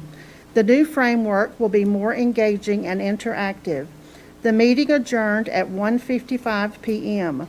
The next committee meeting is scheduled for April 12th, 2021 at the central office at 12 noon. Thank you, Ms. Lovelace, and thank both committees for their work on behalf of our students, staff, and parents. Next on the agenda is the Gaston County School Calendar of 2021 and 2022. This is an action item, and Joey Clinton is going to present. Good afternoon, good evening, Chairman Ramsey, Vice Chair Cherry, members of the board, and Superintendent Booker. Tonight I would like to share with you some of the survey data that we have collected from the second draft calendar that we posted on the Gaston County Schools website. I'm going to share my screen with you at this time, and we'll just walk through the information.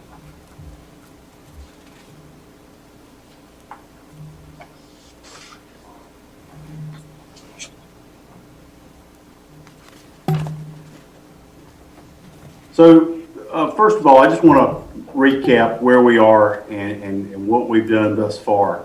Back in the fall, we put together a calendar committee that consisted of teachers, teacher assistants, community members, parents, administrators, central office workers. Some of our bus drivers participated. We had folks from basically every area that the school system is made up of, and also from our community as well. That group worked to develop a calendar that we first brought to the Board of Education in January. That was our first draft calendar, And of course, there were some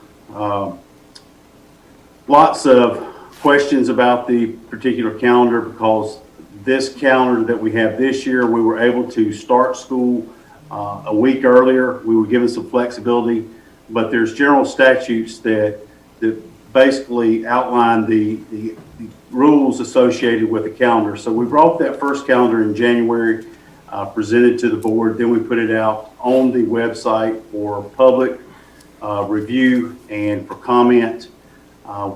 We came back to the Board of Education in February and shared the results of that first survey. And if you will recall, many of our stakeholders, over 80%, were not in favor of that particular calendar.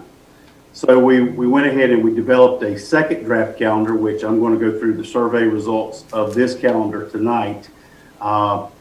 Basically as a response to our stakeholders, because overwhelmingly there was the concern about the exams and the exam schedule that was in the first draft calendar. So we worked to have a second calendar that met some of the requests from the survey data.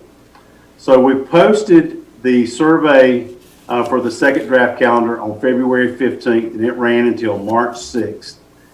7 questions, 2 of which asked for specific feedback from the public. 532 people responded to the survey, and of those individuals responding, parents, overwhelmingly 52%, were our biggest stakeholders that responded to the survey, followed by teachers, students, classified staff members, and community members. Here's a copy of the second draft calendar that we posted on the website, and you can see the first day of school is the 23rd of August. There are parent conference days in October and in March. Winter break will begin on December 22nd, with our exams ending before the last day of the semester, which is December 21st. So basically, we took the information that was shared with us, and we worked to develop a calendar that met the request of our stakeholders. Second semester would start on January 10th. Winter break, parent conferences for the second semester would be March 10th. The spring break is April 15th through the 22nd. And then the last day of school would be June 1st, with graduation being on Saturday, June 4th. Obviously, there were some concerns about this calendar because of it's not balanced with the number of days in each semester. However, it did, like I said, it did meet that one overwhelming response that we had from stakeholders about finishing first semester prior to Christmas or winter vacation. So we looked at that. So there are 81 days in the first semester of this calendar, and the second semester there are 93 days. We have a total of 1,040 instructional hours in this particular calendar. So the survey data from the second calendar, the folks that responded, of the 532 people, 80% liked the calendar.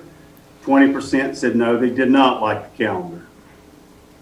Some of the responses for change or recommendations for change, obviously 42% were affirmed that they did like the exams ending before winter break. The concerns were the early start date. Obviously, folks, board members, you know that there's statutes that determine when we can start a calendar and when we end a calendar. And in order to start a calendar, it must be the Monday closest to August 26th, and we have to end the calendar on the Friday closest to June 11th. So that was a concern. And then also the removal of the remote learning days. And just to remind all of you that we had the flexibility of remote learning days in the 2020-2021 calendar that we're currently in because of the pandemic, the COVID-19 pandemic. The General Assembly has not given us any guidance at this time about remote learning days for next year. We did include those on the draft calendars because we feel like, or we had heard that there may be some movement there for some flexibility, but at this time, we have not gotten that as a final go-ahead.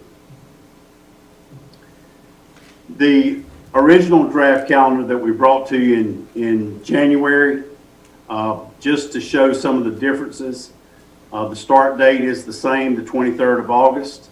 First semester would end on this first calendar on January 14th. And then the last day of school would be June 7th, with graduation being on June 11th. So you can see this first calendar stretches the second semester out to the 11th for the graduation date. In this first calendar, the response to it, 84% of our stakeholders said they did not like it, and 16% said yes, they did like it. Overwhelmingly, 81.3% stated that the exams before winter break was the issue with the first calendar. So just a reminder, calendar law, permanent changes to the general statute have not been made to allow for any flexibility to start and end dates at this time. We do want to make sure all of you know tonight is an action item with the calendar, but we feel like that we could be back again at some point, depending on what the General Assembly decides as a final verdict for any calendar laws or adoptions for the upcoming school year. And of course, the law associated with it is General Statute 115C-84.2, and just some highlights that you must include in any school calendar in the state of North Carolina is a 215-day work year, the start date closest to the 26th of August, end date closest to the 11th of June. You must have a minimum of 185 days or 1,025 instructional hours, and then 10 annual leave. Vacation days must be included along with an inclement weather plan. And all of these things are in both of the drafts that we've shared with you tonight. What questions? Anyone have any questions or comments on the calendar proposed? Ms. Cherry? Joey, I really appreciate you going back and resurveying. And again, I appreciate your stakeholders taking the time to answer the surveys. And I think the data shows overwhelmingly, obviously, and you've alluded to that both times, what they would like to see. I know it's not the perfect as far as balance, but they want the exams before Christmas, and I think they're saying that loud and clear. But I do appreciate you taking that back and kind of redoing everything once again for us. So, thank you. Thank you, Ms. Cherry. Anyone else? This is an action item, so I will need a motion to approve the calendar. So moved. Mr. Dedman. Mr. Davis, yes. Mr. Ramsey, if we can just clarify that we're approving the second draft of the calendar. Okay. Can you address that, Mr. Dedman? And Mr. Davis, second. Any other discussion? Mr. Ramsey, I would want to highlight two things that Mr. Clinton touched on. One, this unbalanced schedule will be the number of days our high schools will have to work on some scheduling issues there. They're aware of it, and team players will try to do that. But next year, with the way the calendar law stands today, this would not, it would be way too unbalanced to do it. So everybody needs to know that. Secondly, as Mr. Clinton pointed out, the legislation is very prescribed. We have, Representative Torbett reached out last week. There's another one of the bills putting local, and he has added Gaston County to that. So we continue to ask for leniency related to this. If we were to get that through, then we would come back adjusting this to balance that because we would move our start date closer to the, like this past year where it was on August 17th. So just want to emphasize both of those points because the committee has worked, but next year without some change will be very difficult. Okay. Thank you. Thank you for noting that, Dr. Booker. Anyone else? All in favor? And it's unanimous. Mr. Clinton, thank you and thank your committee for all your hard work on this. Next on the agenda is Joy Clinton again, Gaston Early College Calendar 2021-2022. So the Gaston Early College, you have a copy of the calendar for Gaston Early College in the board book. I'm going to try to pull this up here on my screen. So give me just 1 second, and I'll see what I can do here. Pull that. Mr. Clinton? Mr. Clinton? Yes, sir. This calendar for Gaston College basically mirrors the college's calendar. Yes, sir. Right, and so we really don't have a lot of opportunity to make any changes in this calendar at all, do we? No, sir. Okay. No, sir. And so with that being said, Chairman Ramsey, Vice Chair, Chair, Board Member, Superintendent Booker, the Gaston Early College calendar is one that like Mr. Dedman was saying, is one that mimics the calendar at Gaston College. So Mr. Allen, who is the principal of Gaston Early College, has worked. He and his staff have worked with the staff at Gaston College to work on this calendar collaboratively together. There are a couple of things that I think that you should be aware of. One is the Veterans Day holiday in November is a day that the college is open, and for that reason, the school calendar for the early college is in compliance to that. They will be open on that day as well. The number of days that teachers work are the same. All the general statutes associated with the calendar, except for the flexible start date and the end date, are the same, except for that Veterans Day holiday. Mr. Chairman? Yes. I move that we accept the calendar. Mr. Devon's motion, second. Mr. Moore, any questions or comments? All in favor? It's unanimous. Before we move to the next agenda, it's going to be another hour of these three part of this agenda. I was going to ask if y'all want to take a quick 5-minute break before we move forward. Okay. We're going to take a 5-minute break. Thank you.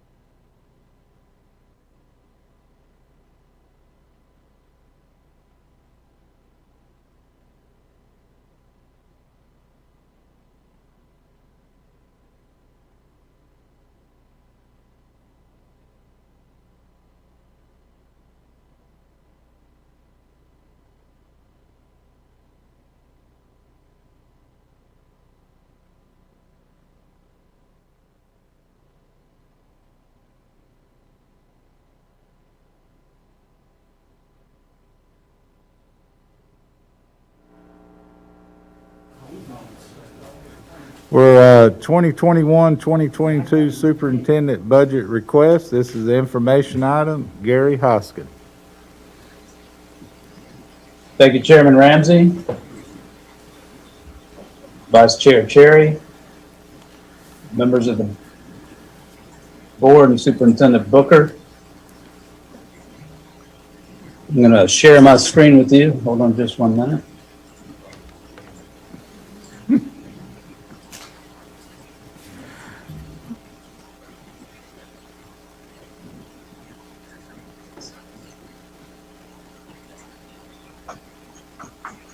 Okay, there we go. So I'm going to be presenting the superintendent's budget request. This will be presented as information. The actual budget request will be presented again at the April meeting for action, for your approval. Is what we'll be asking for. So that will happen in April. In May, we will be delivering the budget request to the county commissioners as required by state law. And then by the end of June, we will be asking the board here to approve a balanced interim budget, which is also required by law. And then some of the things we'll be waiting on is for the General Assembly and the governor to see what kind of budget that they come up with, and then to approve a final budget resolution as soon as we can. So our operating request, we discussed this in the committee meetings 2 weeks ago. There's been no changes, but just as a history of what our local funding has been, and that's what this budget request is the local funding from our county government. So back in 2017-18, we were receiving $47.7 million from the county. They gave us an additional $600,000, with $500,000 of that going to teacher supplements and $100,000 to choice programs. That's when we were first starting out our choice program expansion. The next year, the county also gave us another $500,000 in teacher supplements, $850,000 in our choice programs. That's when we added 13, 16 programs, and then $610,000 for technology. That was to help us to get to a 1-to-1 Chromebook or device to student ratio. And then this current year, we received a $500,000 budget cut. This time last year, you remember where we were in the pandemic. There was a lot of uncertainty as to the county funding and where their tax revenues were, and that's one of the reasons that they cut us $500,000. So right now, our local allotment is $49,811,704. That is used for a large a number of programs, everything from utilities, insurance, additional school administrators. About half of our assistant principals are paid using local dollars. All of our magnet programs, choice programs, school maintenance, safety and security, all of that is paid for or supplemented in some way with local dollars and local funding. This is a little bit of a more detailed breakdown. One of the things that jumps out is that of the 50 million, or really 49 million that we have received from the county, we remit 4 million of that back to charter schools, and that's based on their percentage of school enrollment for Gaston County schools. So right now they're at about 10%. So we're estimating that will be about 5 million next year. But you can see a lot of instructional services. Like I said, the county does all of our local supplements for our teachers. A lot of support, as I mentioned, school leadership. That's the assistant principals, positions that they're funding, and operational support. So our operating request includes two primary sections. One is ongoing expenditures. That's anything related to the ongoing normal operations of the school district, and then any new initiatives, things that we want to add on to from what we've been doing in the past. So back in December, we issued a budget survey to our stakeholders, and these were the top 7 items in the survey results. And I've color-coded them here because I'm going to talk about how we're planning to address these issues. And so the top 2 issues, increasing the teacher supplement and increasing classified salaries. And classified salaries is mainly our hourly employees, our bus drivers, our TAs, our custodial, clerical, etc. And so those 2 items we're going to address in this budget request here. The next 2 items, increasing student support, increasing computing devices, we're going to include that in our budget request, but that's going to be funded at least for the next 2 years using COVID funds. So we will include it in our request, but we will not be asking for dollars for the next 2 years. Those will be, again, COVID. More TAs, that comes from state-funded money. And then the last 2, upgrading safety systems and improving school interior. Those are being funded from bond dollars, from the $60 million in bond proceeds from 2018, and also capital outlay. So we talked about this in our committee meetings a couple weeks ago. We're asking for 3 items for ongoing expenditures, $740,000. The first one is increased in employer state mandated increase in employer mandated retirement benefits. And that would be the retirement contribution that we pay on behalf of employees, as well as the increase in the health insurance premiums that we pay. Replacing end-of-life mobile devices, that's typically the Chromebooks that we put in our students' hands, and then just normal inflationary impact. So the state mandated employer benefits, our health insurance and employer retirement contribution has gone up about 6 to 7% consistently over the last several years. So if you're a full-time employee subject to retirement, 6% of your pay goes to your retirement contribution. And then as the employer, we are required by the state retirement system to right now contribute 21.7% of their pay to the retirement system. We're projecting that will go up to 23%, and we're projecting health insurance costs will go from $6,300 to $6,700. The next item, replacing end-of-life student Chromebooks. This year we started issuing new Chromebooks to all 2nd graders, 6th graders, and 9th graders every year. So that's 6,900 Chromebooks. That amounts to about $1.3 million.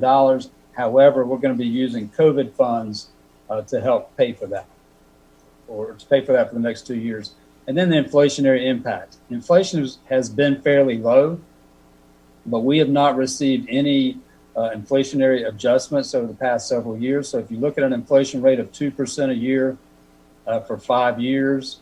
That's an increase in 10%. And we've got about $9.2 million worth of things that we purchased that really are impacted by inflation. So we're asking for $212,000 to help cover that. So under new initiatives, we have 5 items. Certified employee salary supplement, that's really what we call the teacher salary supplement. That's the local supplement that the local government pays on top of the state salary.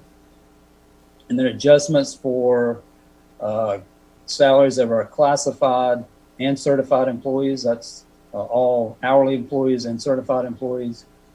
Increasing our student support personnel and custodial allotment increases. Both of those items we are paying for from our COVID money. So teacher supplements, I think this graph probably tells it better. We did a really good job working with the county for the past about 5 years. They were contributing an additional $500,000 a year. And then of course, last year COVID hit and that stopped. So the cumulative amount is $3,180,000 that they paid over the last 7 years. And it's gotten our average teacher salary supplement up from $2,200 roughly 7 years ago to about $3,200 a year now. So while we've made very good improvement over the past several years, when you look at where we are with our peer group, and this peer group is set up either by LEAs that are located near us or LEAs that are roughly our size. And you can see we're sort of at the bottom half of that. Lincoln County is about $1,000 more than we are, as is Cabarrus County. So that's one of the reasons that we are asking for another $500,000 for our teacher supplements. Also, classified employee compensation. The last couple of years, we've not received any assistance from the state in improving the compensation for our classified employees. Again, these are custodians, bus drivers, et cetera. So we are hopeful that the state will increase the pay by 3%. And this represents the local portion of that. There's some employees that are paid using state dollars. That would be covered by the state if they did a 3% increase. But those local paid employees would come from local money. That's why we're requesting this $261. The same with certified employees, teachers, guidance counselors. Again, no increase for the past couple of years because there's been no budget for the last couple of years. That's part of the reason. And so we are hopeful that the state will have at least a 4% increase, and the local portion of that would be $189,000.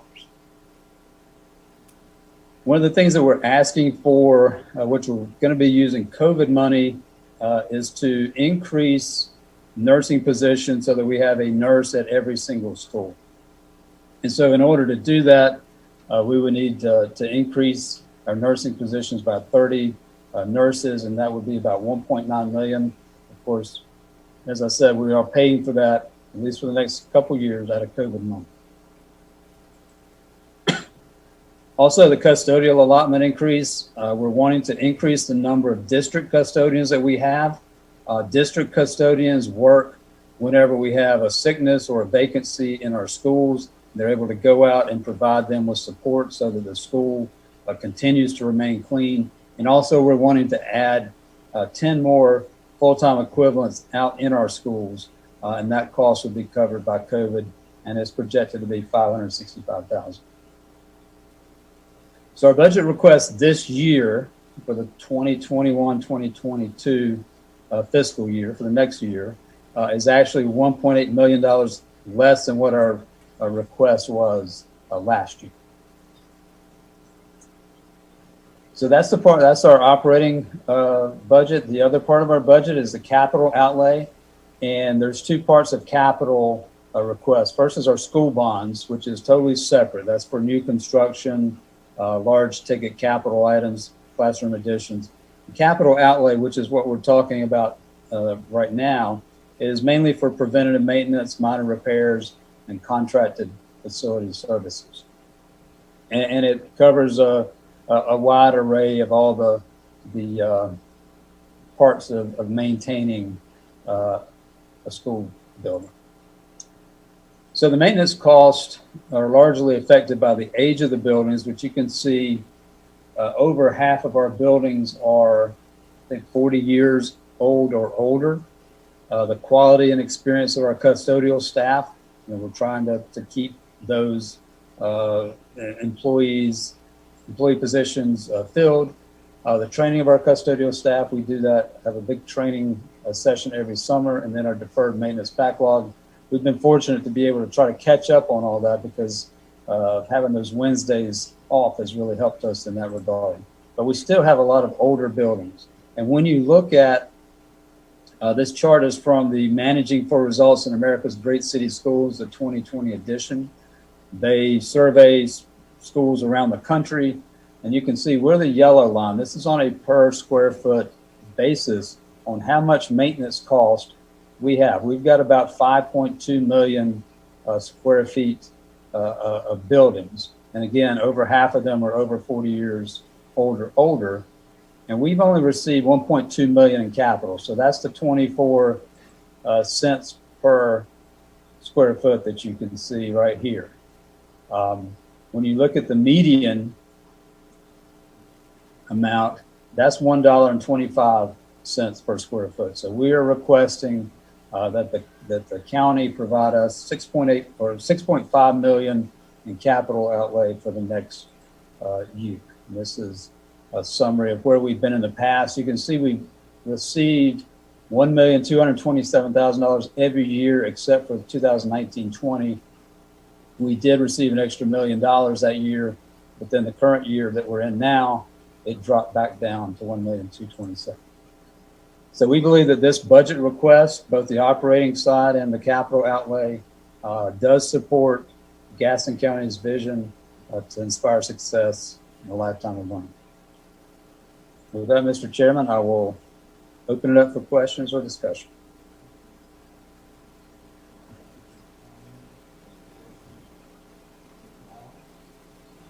Yeah, Gary, how much does a Chromebook cost? A Chromebook is right at $200 with the license and everything. Okay, thank you. Sure.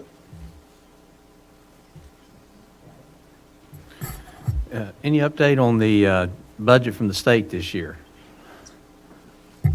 I was reading today that the General Assembly has a committee to help study the budget, and they are trying to work with the governor. I know the governor's already come out with his budget. Generally, back when they did have an approved budget, they were very different from what the governor initially proposed, but at least they're talking.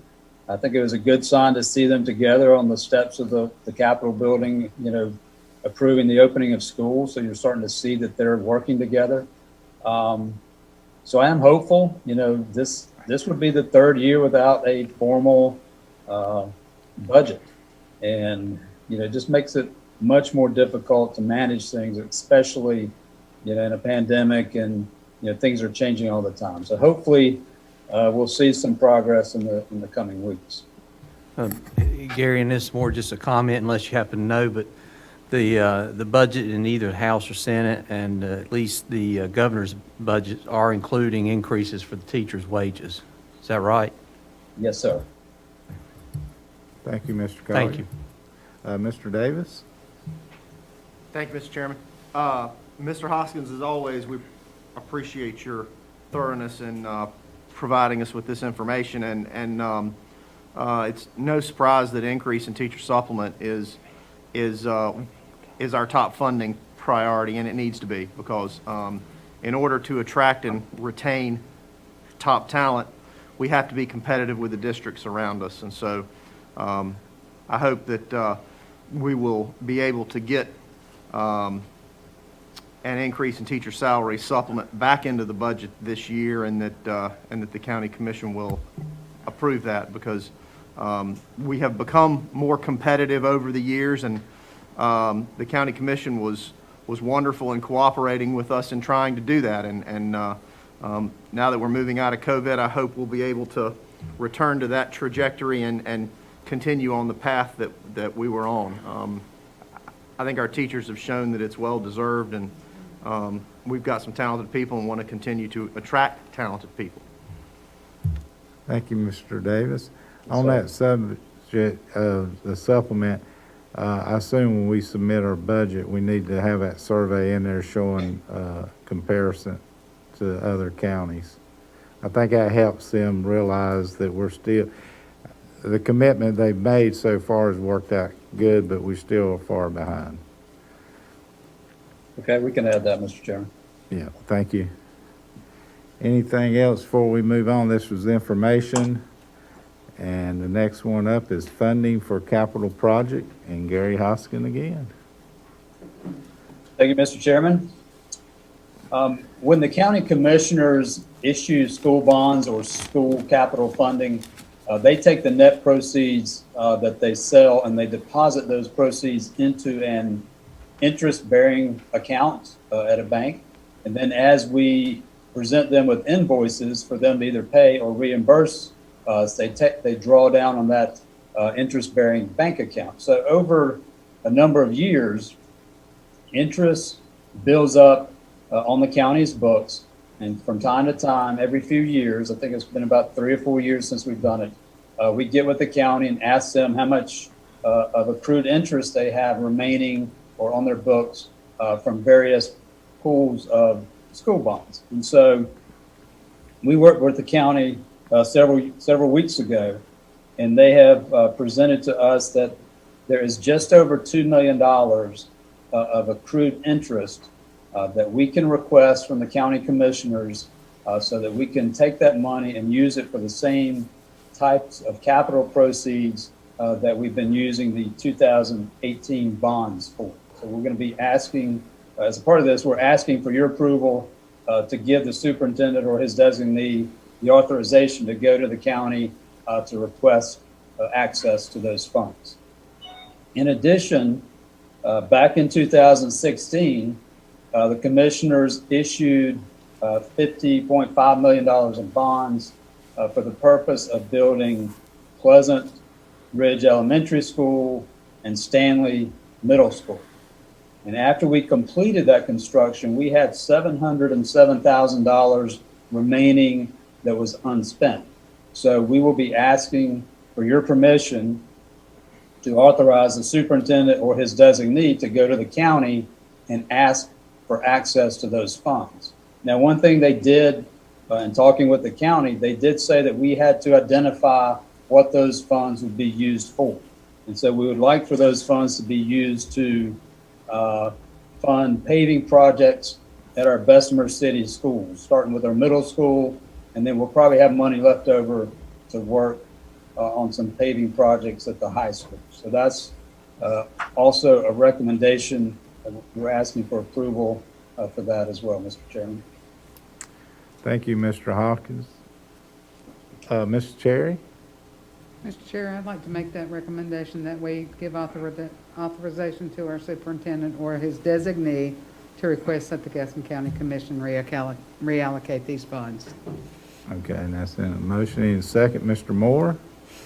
Any discussion? All in favor? Ms. Guthrie? Okay. Yes, unanimous. It's approved. Okay, next on the item is academic service update, and this is information, and Dr. Bachner, yes. You're asking for more bond money this year, right? Gary? You still there? Yeah, Gary's there. That will be something that we're going to be coming to this board requesting. You know, we want to get the $2 million hopefully from the county. We want to repurpose the $707,000 in unused bond funds from the 2016 bonds, and then we would like to come back to you with the recommendation that we go back to the county and asking for them to sell some more bonds. Yes. The ones that were voted on, quarter cent sales tax, right? Yes, sir. Yes, Okay, sir. Thank you.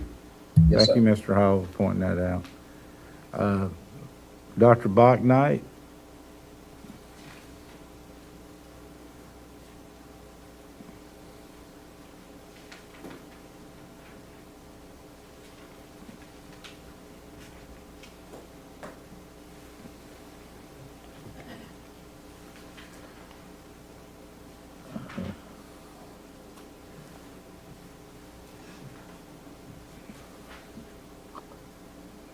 Good afternoon, board members, Chairman Ramsey, Vice Chairman Cherry. Tonight I have my great team with me, and they're going to share information with you about all of our support programs that we'll provide to our students for the upcoming school year. And we'll start this time with Dr. Jackson. Dr. Jackson, who's our Elementary Executive Director.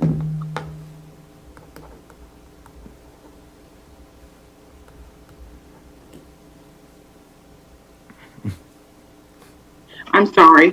We actually invited Mr. Hoskins, which is new for us, to start our presentation to share information about finance, because this year is so unusual with the different things that we need to support our students in this environment, and we believe that we'll need that going forward. So Mr. Hoskins is just going to take a moment to walk us through how we're working with him to finance the needs for next year. Mr. Hoskins. Thank you. I'm part of her wonderful team as well. Thank you. Next slide, you can see the number of programs that Dr. Baltnight and her team are going to be talking about. A lot of these learning management systems and online resources we've done in the past. However, some of these we've added because of the pandemic and the situation that we're in with the online learning. And some of the items that we've had in the past, we've had to add to more licenses and so forth. So, you know, one of the questions, you know, she's got a long list of things that she's going to be preparing you for that we're going to need to approve the payment of, you know, prior to the next school year. So one of the questions she always gets is, how do we pay for these programs? And that's why she asked me to talk for a few minutes. So the programs that you just saw, that's $1.5 million or so dollars. So when you look at our sources of revenue, in the past, we pretty much used state funds to help pay for this. We've supplemented it a little bit with county funds and a little bit with federal funds, but you can see we get $192 million from the state. And that's largely what we've been able to use to pay for this in the past. However, on the next slide, we are fortunate that we're able to use COVID funding for a lot of online type resources, any online instructional resource. So the iReady, Schoology, Actively Learn, Active 3000 Math, A to Z Learning. We're paying for all of this, or we will be paying for all of this out of our COVID money. So again, about 80% of the things that she's going to go over with you,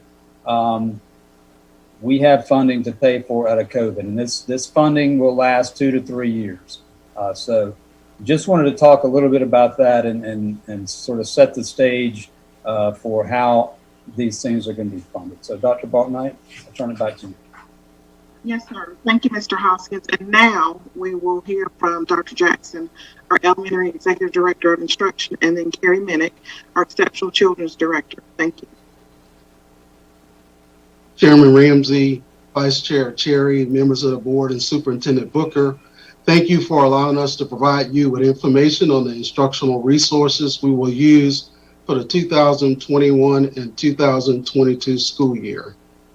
We will continue our partnership with Curriculum Associates. iReady allows us to administer a diagnostic assessment 3 times a year and is our universal screener. iReady is used in kindergarten through 8th grade. After students complete the diagnostic assessment, students are assigned an instructional pathway individualized for each student. And iReady is a great predictor of how our students will perform on the end of grade assessment. Discovery Education support the teachers' work with the North Carolina Essential Standards for Science and Social Studies. It is our digital textbook for science instruction. It allows our teachers and students to take virtual field trips.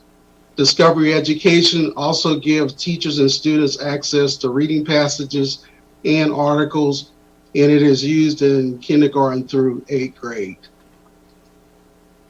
Assessing Math Concept is a research-based formative assessment. The results of the assessment allow teachers to personalize instructions for our students in kindergarten through 2nd grade. Learning A to Z gives our students access to online books and passages. Students can take quizzes at different levels of reading difficulties.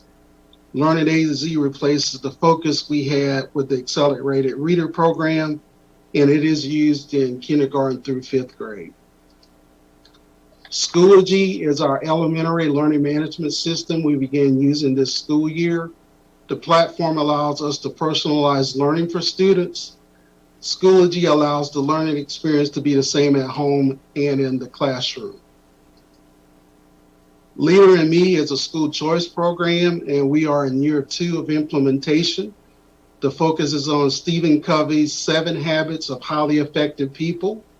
After 2 years, students are using the language win-win and put first things first. The Leader in Me program is offered in our Dallas feeder area at Carr Elementary, Costner Elementary, W.C. Friday Middle, and North Gaston High School. Ready Math is used in 6th through 8th grade and is aligned to the standard course of study.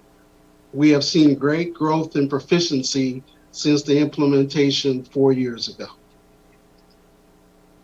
Active to Learn is used for social studies in 6th through 12th grade, and reading and science is 9th through 12th grade. It has a diverse catalog of articles, instructional videos, and science simulations. Achieve Mathematics is used in 9th through 12th grade. It offers a wide range of academic content and support for teachers and students practicing skills needed to master the standard course of study. We use Gizmos for math and science in grades 6 through 12. It is an online platform that provides students and teachers with interactive math and science content.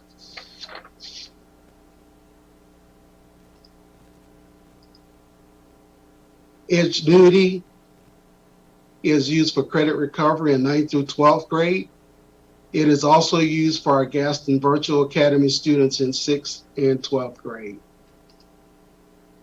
Case 21 allows us to administer quarterly benchmarks for our 3 ELC courses. The result allows teachers to adjust instruction and personalize learning for students. Canvas is our learning management system for grades 6 through 12. The platform allows us to personalize learning for students and allows the learning experience to be the same at home and in the classroom. Educator's Handbook is a digital platform used to manage office referrals.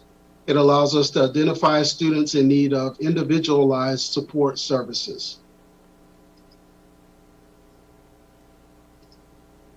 iExcel is aligned to the standard course of study.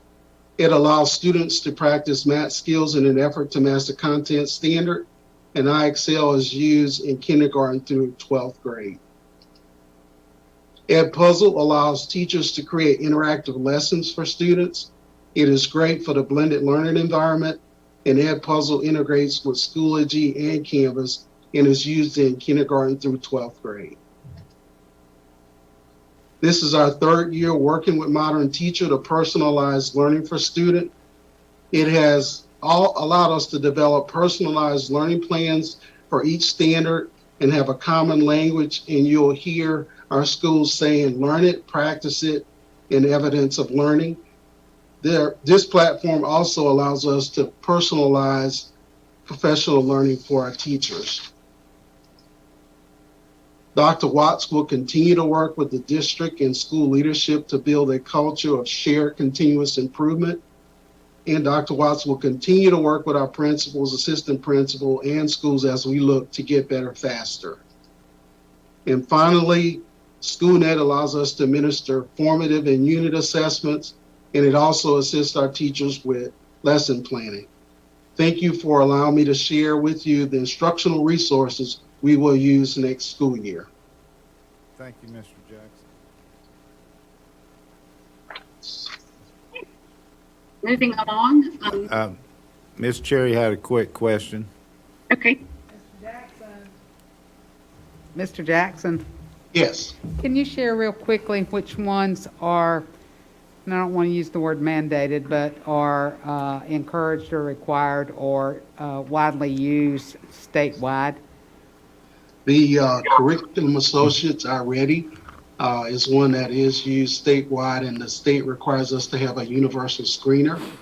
And we also are required to use it for our Read to Achieve, so Curriculum Associate is one. Discovery Education is also one that is used widely, not just in the state of North Carolina, but nationally. And Learning A to Z is one that's used statewide, and it helps us to replace the accelerated reader, which we've used for a very, very long time. Okay. And then my only other comment is Canvas. The one common thread that I have gotten as far as feedback is that teachers wish that they had more PD, the more personal PD on that, because some of them are not adapting to it as quickly as they would like, and wish that they had more PD on it. So the more familiar that they're going to be, the more successful they're going to be with it. Thank you, Ms. Cherry. Mr. Debman? Mr. Jackson, do we ask our teachers and principals to evaluate the things that we're buying? Or do they have an opportunity to look at this? Because what is the contract? Usually 3 years for all these, or 2 years, or 1 year? What is the contract timeline? We normally like to do 3-year contracts, Mr. Debman, and we do ask our teachers for input, but we also try our very best to evaluate the programs yearly to see, one, for whether our students and teachers are using it, but also we use a lot of assessment data to see if it is working out for us. And when we see that, we do try to look at other resources if it's not working. All right, thank you. And the one reason I ask that is I don't know much about iReady, I'll be honest with you, but I hear a lot of people that do not like it, students that do not like it. But you think there's a great value in iReady? It's an outstanding value in iReady. Okay. We try to get feedback, and a diagnostic is a very good indicator of how students will perform on the integrated assessment. And it's also required as a universal screener by the state with our MTSS process, and also for our Read to Achieve legislation. Thank you, sir.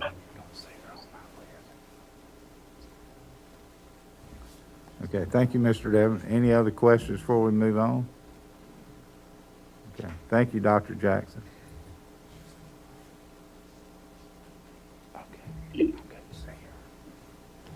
Dr. Botnight and Susan have been working really hard over the last few years to ensure that all of our schools could have nurses that were devoted just to them and their students.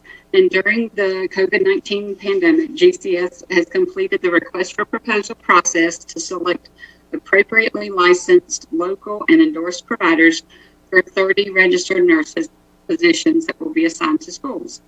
At the completion of this process, a full-time nurse will be assigned to all schools, which will meet the acute needs of students and manage our comprehensive medical care program. Nurses are an integral part of education who work to reduce and eliminate health-related barriers to the educational process for students and staff.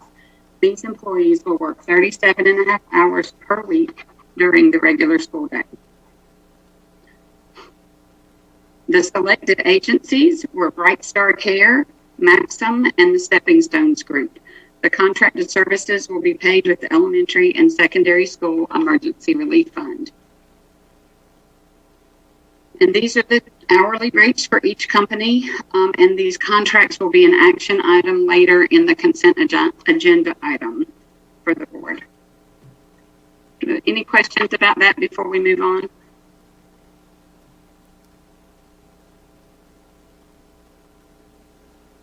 Okay. As a reminder, Gaston County Schools pays $500,000 for public consulting group platform each year, and this includes all of the pieces you'll see in the next few slides. The Easy IEP 504 piece of the platform includes advanced reporting and several customizations for Gaston County Schools.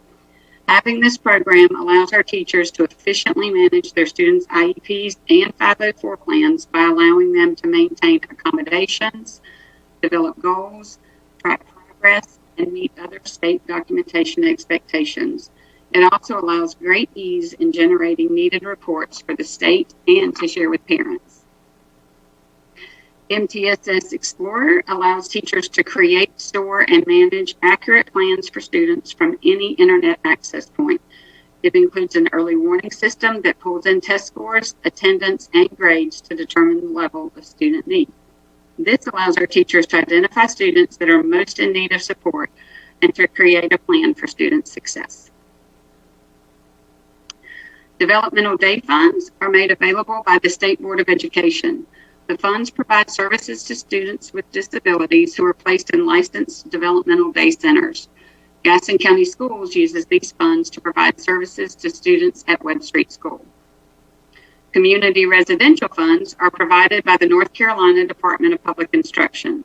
These funds assist in providing services to children with disabilities who are placed in an approved residential center. Gaston County Schools partners with Holy Angels to provide services using these funds. Equalized Vision Services is a contract company that provides instruction to blind and visually impaired children. Gaston County Schools contracts with them specifically to provide orientation and mobility services for students that need these as a related service on their IEPs. Support Incorporated provides individualized adult support services for students. This support may include help with health or behavioral concerns. These positions usually work with one student at a time under the direction and guidance of the classroom teacher. The Division of Vocational Rehabilitation Services helps students aged 14 through adulthood with disabilities No, I'm just going to put a bell hail. achieve their goals for employment and independence. They provide services in schools that include participating in IEP meetings to develop transition plans, providing pre-employment transition services to students with disabilities, including those with IEPs and 504 plans, completing educational, psychological, and vocational evaluations, connecting students to job coaching agencies for placement, connecting students to agencies for supported employment, and collaborating with Gaston County Schools Department for Exceptional Children to hold community resource and vocational training events. And they provide financial support for eligible clients for work-based needs. Fluent is an on-site service division acquired by Language Line, and it is designed to support facilities that have an ongoing need for dependable face-to-face interpretation in American Sign Language and spoken languages. Interpreters are available even with short notice situations to serve students directly in schools or facilitate interpretation at IEP meetings to ensure full parental participation. And finally, Bayada, Bright Star Care, Thrive, and Continuum provide nursing services. Those services include assisting students with learning to advocate and provide self-care as much as possible, providing and maintaining required documentation of services rendered to Gaston County Schools, as well as students' individual medical providers. They provide individualized physician-ordered direct medical supervision and care to assigned medically fragile students during the school day. They even ride special transportation or school buses with them, attend extracurricular events, and sometimes even accompany them on field trips when needed. And that concludes the resources that the Department for Exceptional Children is bringing to you tonight. Do you have any questions?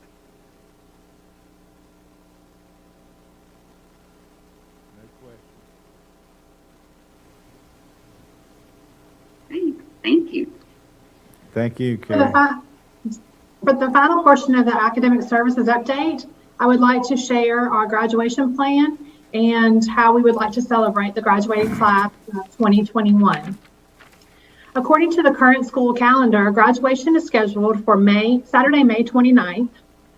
Based on the current local and state mandates limiting the number of people we can have in both indoor and outdoor venues and the need to socially distance, the single Saturday morning ceremony we have had in years past is not an option at this time. Christy, would you repeat what you just said? You kind of went in and out on us. I apologize. No, it might be on our end, but It is. According to the current school calendar, graduation is scheduled for Saturday, May the 29th. Based on current local and state mandates limiting the number of people we can have in both indoor and outdoor venues and the need to maintain 6 feet of social distancing, the single Saturday morning ceremony we have had in years past is not an option at this time. This year, we would like to propose holding an outdoor ceremony at each of our high schools in cohorts. 10 of the high schools, including Highland, will host graduation ceremonies on Friday, May the 28th. Gaston Early College would graduate on May the 20th. Warlick, Webb, and Gaston Virtual Academy would graduate on May 26th. Highland will explore using a venue other than their stadium due to the size of their stadium and how severely that would limit their capacity with social distancing. Each school would hold 2 graduation ceremonies on Friday evening, May the 28th. The ceremony for the A group would begin at 5:30 p.m. and the B group at 8 p.m. In order to give the maximum number of tickets possible, the family of the A group would come for the ceremony at 5:30 and then would need to vacate the school grounds immediately following the ceremony to allow for cleaning of the stadium and entry of the B group parents for the 8 o'clock ceremony. Moving to Friday evening is an attempt to avoid the heating of the day on Saturday that occurs at that time of year. The graduating seniors would be expected to stay for both ceremonies, allowing the entire graduating class to see all of their classmates be recognized. During the first ceremony, only students in the A group would have their names called for their families to witness. During the second ceremony, only the B group names would be called for their families to witness. The entire class will procession into and out of the stadium together. All class speeches and other traditions that are a part of each school's ceremony would continue at both ceremonies. In the event of inclement weather on Friday evening, a second attempt to have the ceremonies would occur on Saturday, May the 29th at 8 a.m. and 10 a.m. Typically, the graduation inclement weather plan is to move graduation ceremonies indoors. That will not be an option this year due to the indoor gathering limits and the social distancing requirements that are currently in place. Schools plan to have a minimum of 4 tickets available per graduate. The actual number of tickets issued will depend on capacity of each school's venue and the number of graduating seniors. A pre-recorded video showcasing each graduate will also be available on Saturday, May the 29th for anyone not able to attend the in-person ceremony or in the event that inclement weather cancels the ceremonies both days. All graduates and spectators will have a health screening, temperature check, and our typical security metal detecting upon entry. Everyone participating and attending the graduations will also need to maintain social distancing and wear a mask at all times. In the event that current restrictions are lifted or altered between now and May, this plan does allow us to make adjustments based on any new guidelines up to and including moving to a single ceremony. Any questions about that graduation plan? Anyone have any comments? I have one. Mr. Devon? Ms. Bostic, did all of your principals get together with you and you all made this decision together? Yes, sir. Okay. Thank you, ma'am. Sure. Any other questions, comments? All right, thank you, Dr. Bostic. Yes, sir.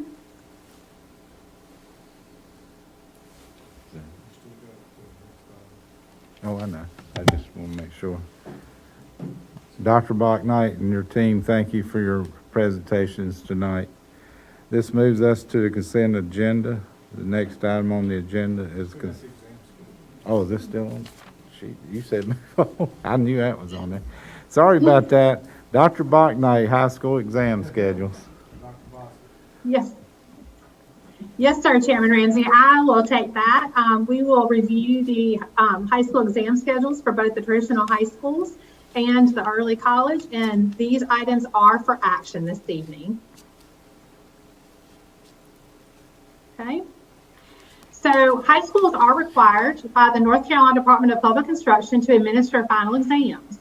Due to the coronavirus pandemic, some students are receiving in-person instruction and some are receiving virtual instruction. The North Carolina Department of Public Instruction Accountability Department requires that any student taking a state exam using the NC test system must take the exam in person on campus. This impacts all end-of-course exams and many CTE final exams. In an effort to maintain social distancing and accommodate all students in Gaston Virtual Academy on school campuses during exam week, the proposal is for all students taking a state exam report to their home schools on the assigned day, and all teacher-made exams be administered remotely. This is the same process that was utilized for the fall exams, and it went very smoothly. Spring exams for the traditional high schools would begin on Thursday, May the 20th, and end on the last day of school, which is Wednesday, May the 26th, in order to adhere to the state requirements that exams be given in the last 5 days of the semester. Chairman Ramsey, would you like for me to go ahead and present the early college also, or would you all like to vote on those separately? We can do it together, I think. Sonia, is that Okay. all right? Yeah, move on to the next one. Okay. Thank you, Dr. Ross. Yep. The early college exam schedule, the last day for the Gaston Early College is Friday, May the 21st. Therefore, their exams would need to start on Monday, May the 17th to be in that last 5 days. The way their exams would be administered as far as state exams and teacher-made exams would be the same as the other high schools. And again, both of these exam schedules are for actions. I answer any questions about those. Okay, Mr. Davis was a minute ago hit, and then we'll go to Kevin. Mr. Ramsey, I'd like to make a motion that we approve the exam schedule for both our high school and Gaston Early College High School as presented by Dr. Boston. Okay, second, we got on the floor, motion and second, and you have a question, Mr. Collier? You was gonna make the motion, okay. All right, any other discussion? Hearing none, all in favor? It's unanimous. Thank you, Thank you Dr. all. Bostic. Thank you. Now we'll move on to the consent agenda. There are several items on the consent agenda tonight. Please take a look at these lists, and I do need to make a motion. Mr. Dedman, second, Mr. Cherry. Any discussion? All in favor? It's unanimous. This brings us time to the meeting to hear from our Dr. Booker, our superintendent. Thank you. First of all, to our community, we appreciate all that you have done to get us to this point. We're already thinking about next year, and just want to remind everyone, we've started registration for kindergarten as well as pre-kindergarten. Parents can do this process on our district website, and we would encourage everyone to register now. It helps with our planning, and we look for an increased enrollment this coming August, so we encourage everybody to do that. We started the meat of this meeting talking about COVID. I'm sure many of you realize it was 1 year ago this past weekend that Governor Cooper announced the closure of school buildings as the coronavirus swept across the country. So that's when we all began to hear that phrase, unprecedented times, navigating uncharted waters, conducting school like never before. We could go through a list with virtual learning, modification of activities, cancellation of all kinds of important events, plans A, B, C, and Z, implementing health screenings, deep cleaning procedures. All of this became a normal discussion for us this past year. But as we look back, as Mr. Collier said, we're reminded about the enormous amount of planning, organizing, hard work, and sacrifice that all of our employees have given to provide teaching and learning for our children. In addition to saying thank you to our employees, community partners, and others who've been so supportive during this pandemic, we want to say how much we appreciate the patience, understanding, flexibility, and cooperation of our parents during what has been a very difficult time for all of our families. There's been financial crisis, there's been health crisis. As you watch the national news and the acknowledgement and memorializing of people lost, it has hit all communities, but it has hit Gaston hard as well. We are optimistic about the pandemic, but we know that we must all stay vigilant in what we're doing. So as we look forward to better days and an eventual return to what we remember as normal, we can't say thank you enough for the leadership and support we've gotten from this board for what goes on in our classrooms. I also want to really thank, you all heard from Dr. Benjamin, and I really wish Kenesha had been here because her presentations are always so moving and important. But we wouldn't be here without the Gaston County Department of Health and what they have done. They stepped back, go back to August when metrics were at a different place. They had confidence in our schools, our teachers, and the leadership that if we did the protocols, we could operate schools. And so we did when others didn't. And so we appreciate that support and ongoing today, as I shared the discussions we had. And then recently, Claremont, who's been a great partner of this system for years, we wouldn't have the #1 CNA program in the state without the partnership with Claremont, but they just stepped up with the vaccines. And I encourage all of our employees, if you've not done it and wanted to do it, they still have their clinic open and are willing to give you a shot almost immediately. It's Mr. Peak continues to call and say, we're here, please do it. And this week will be our second round for all those folks who received the shots earlier in February. So I look forward to seeing folks there Wednesday as we begin that. Finally, as we talked about COVID, we looked at our calendar. So March 18th is when our 9-week report cards will be distributed for all grade levels. So everyone recognizing March 18th, you should be seeing that. And then spring break begins on Friday, April 2nd, with the means no students and employees in the central office is closed on April 2nd. And then the week of April 5th through the 9th is our spring break week. And we will continue where we have our school buildings closed, and central office buildings will be supporting any concerns that the community might have. But the school buildings themselves are closed April 5th through the 9th. And once we get back from spring break, we will have 6 weeks of school. With your move tonight, we will be in Plan A, K through 12, beginning on that day. And we all, as you just saw, we're trying to do our graduation ceremonies to celebrate the class of 2021. Our schools are doing other things just as they did last year to try and recognize, because when you think about these seniors, they got hit with losing a lot of the normal junior things last spring, and now they've had a full year like this. So we hope to be able to celebrate them. We would love to see continued lessening of restrictions to be able to do other things with our seniors in particular. But I think the graduation plan that we presented is a good place to start under the guidance that we have now. So with that, Mr. Chair, that concludes my comments. I would ask for a closed session to deal with some legal matters. Okay.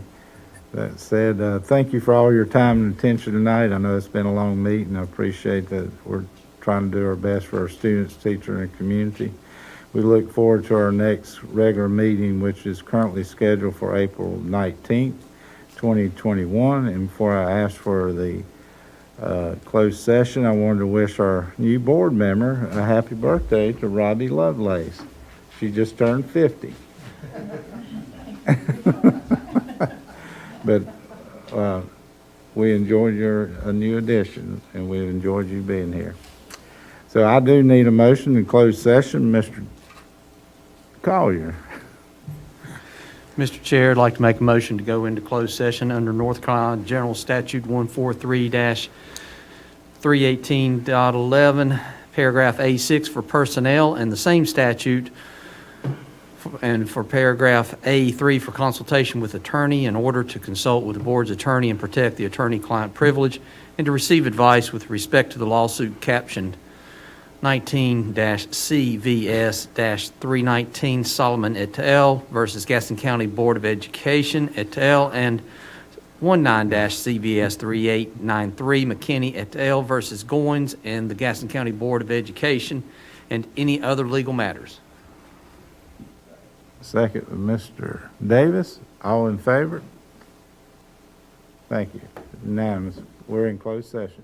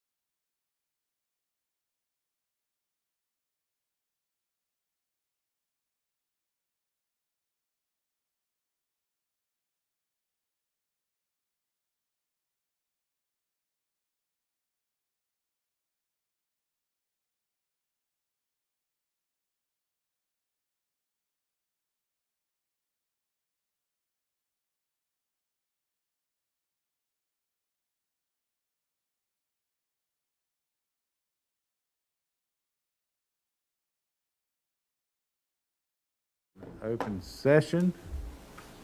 And Mr. Collier? Mr. Chair, I'd like to read a statement after coming out of executive session. In the lawsuit captioned Solomon as guardian ad litem for A. Payne versus Gaston County Board of Education, Joy Clinton and Loretta Brucey, in Gaston County Superior Court case number 19 CVS 319 has been settled. The board's insurer, Liberty Mutual Insurance Company, has agreed to pay the plaintiff $70,000 in exchange for full dismissal of the litigation. The settlement is not an admission of liability, but rather a strategic decision by the board's insurance company to avoid the cost of further litigation and to obtain a dismissal and full release of all claims. A copy of the settlement agreement will be maintained in the board's records. Thank you, Mr. Collier. Mr. Dedman? I would like to make a motion that we adjourn. Second, Mr. Hall. All in favor? It's unanimous. We're adjourned.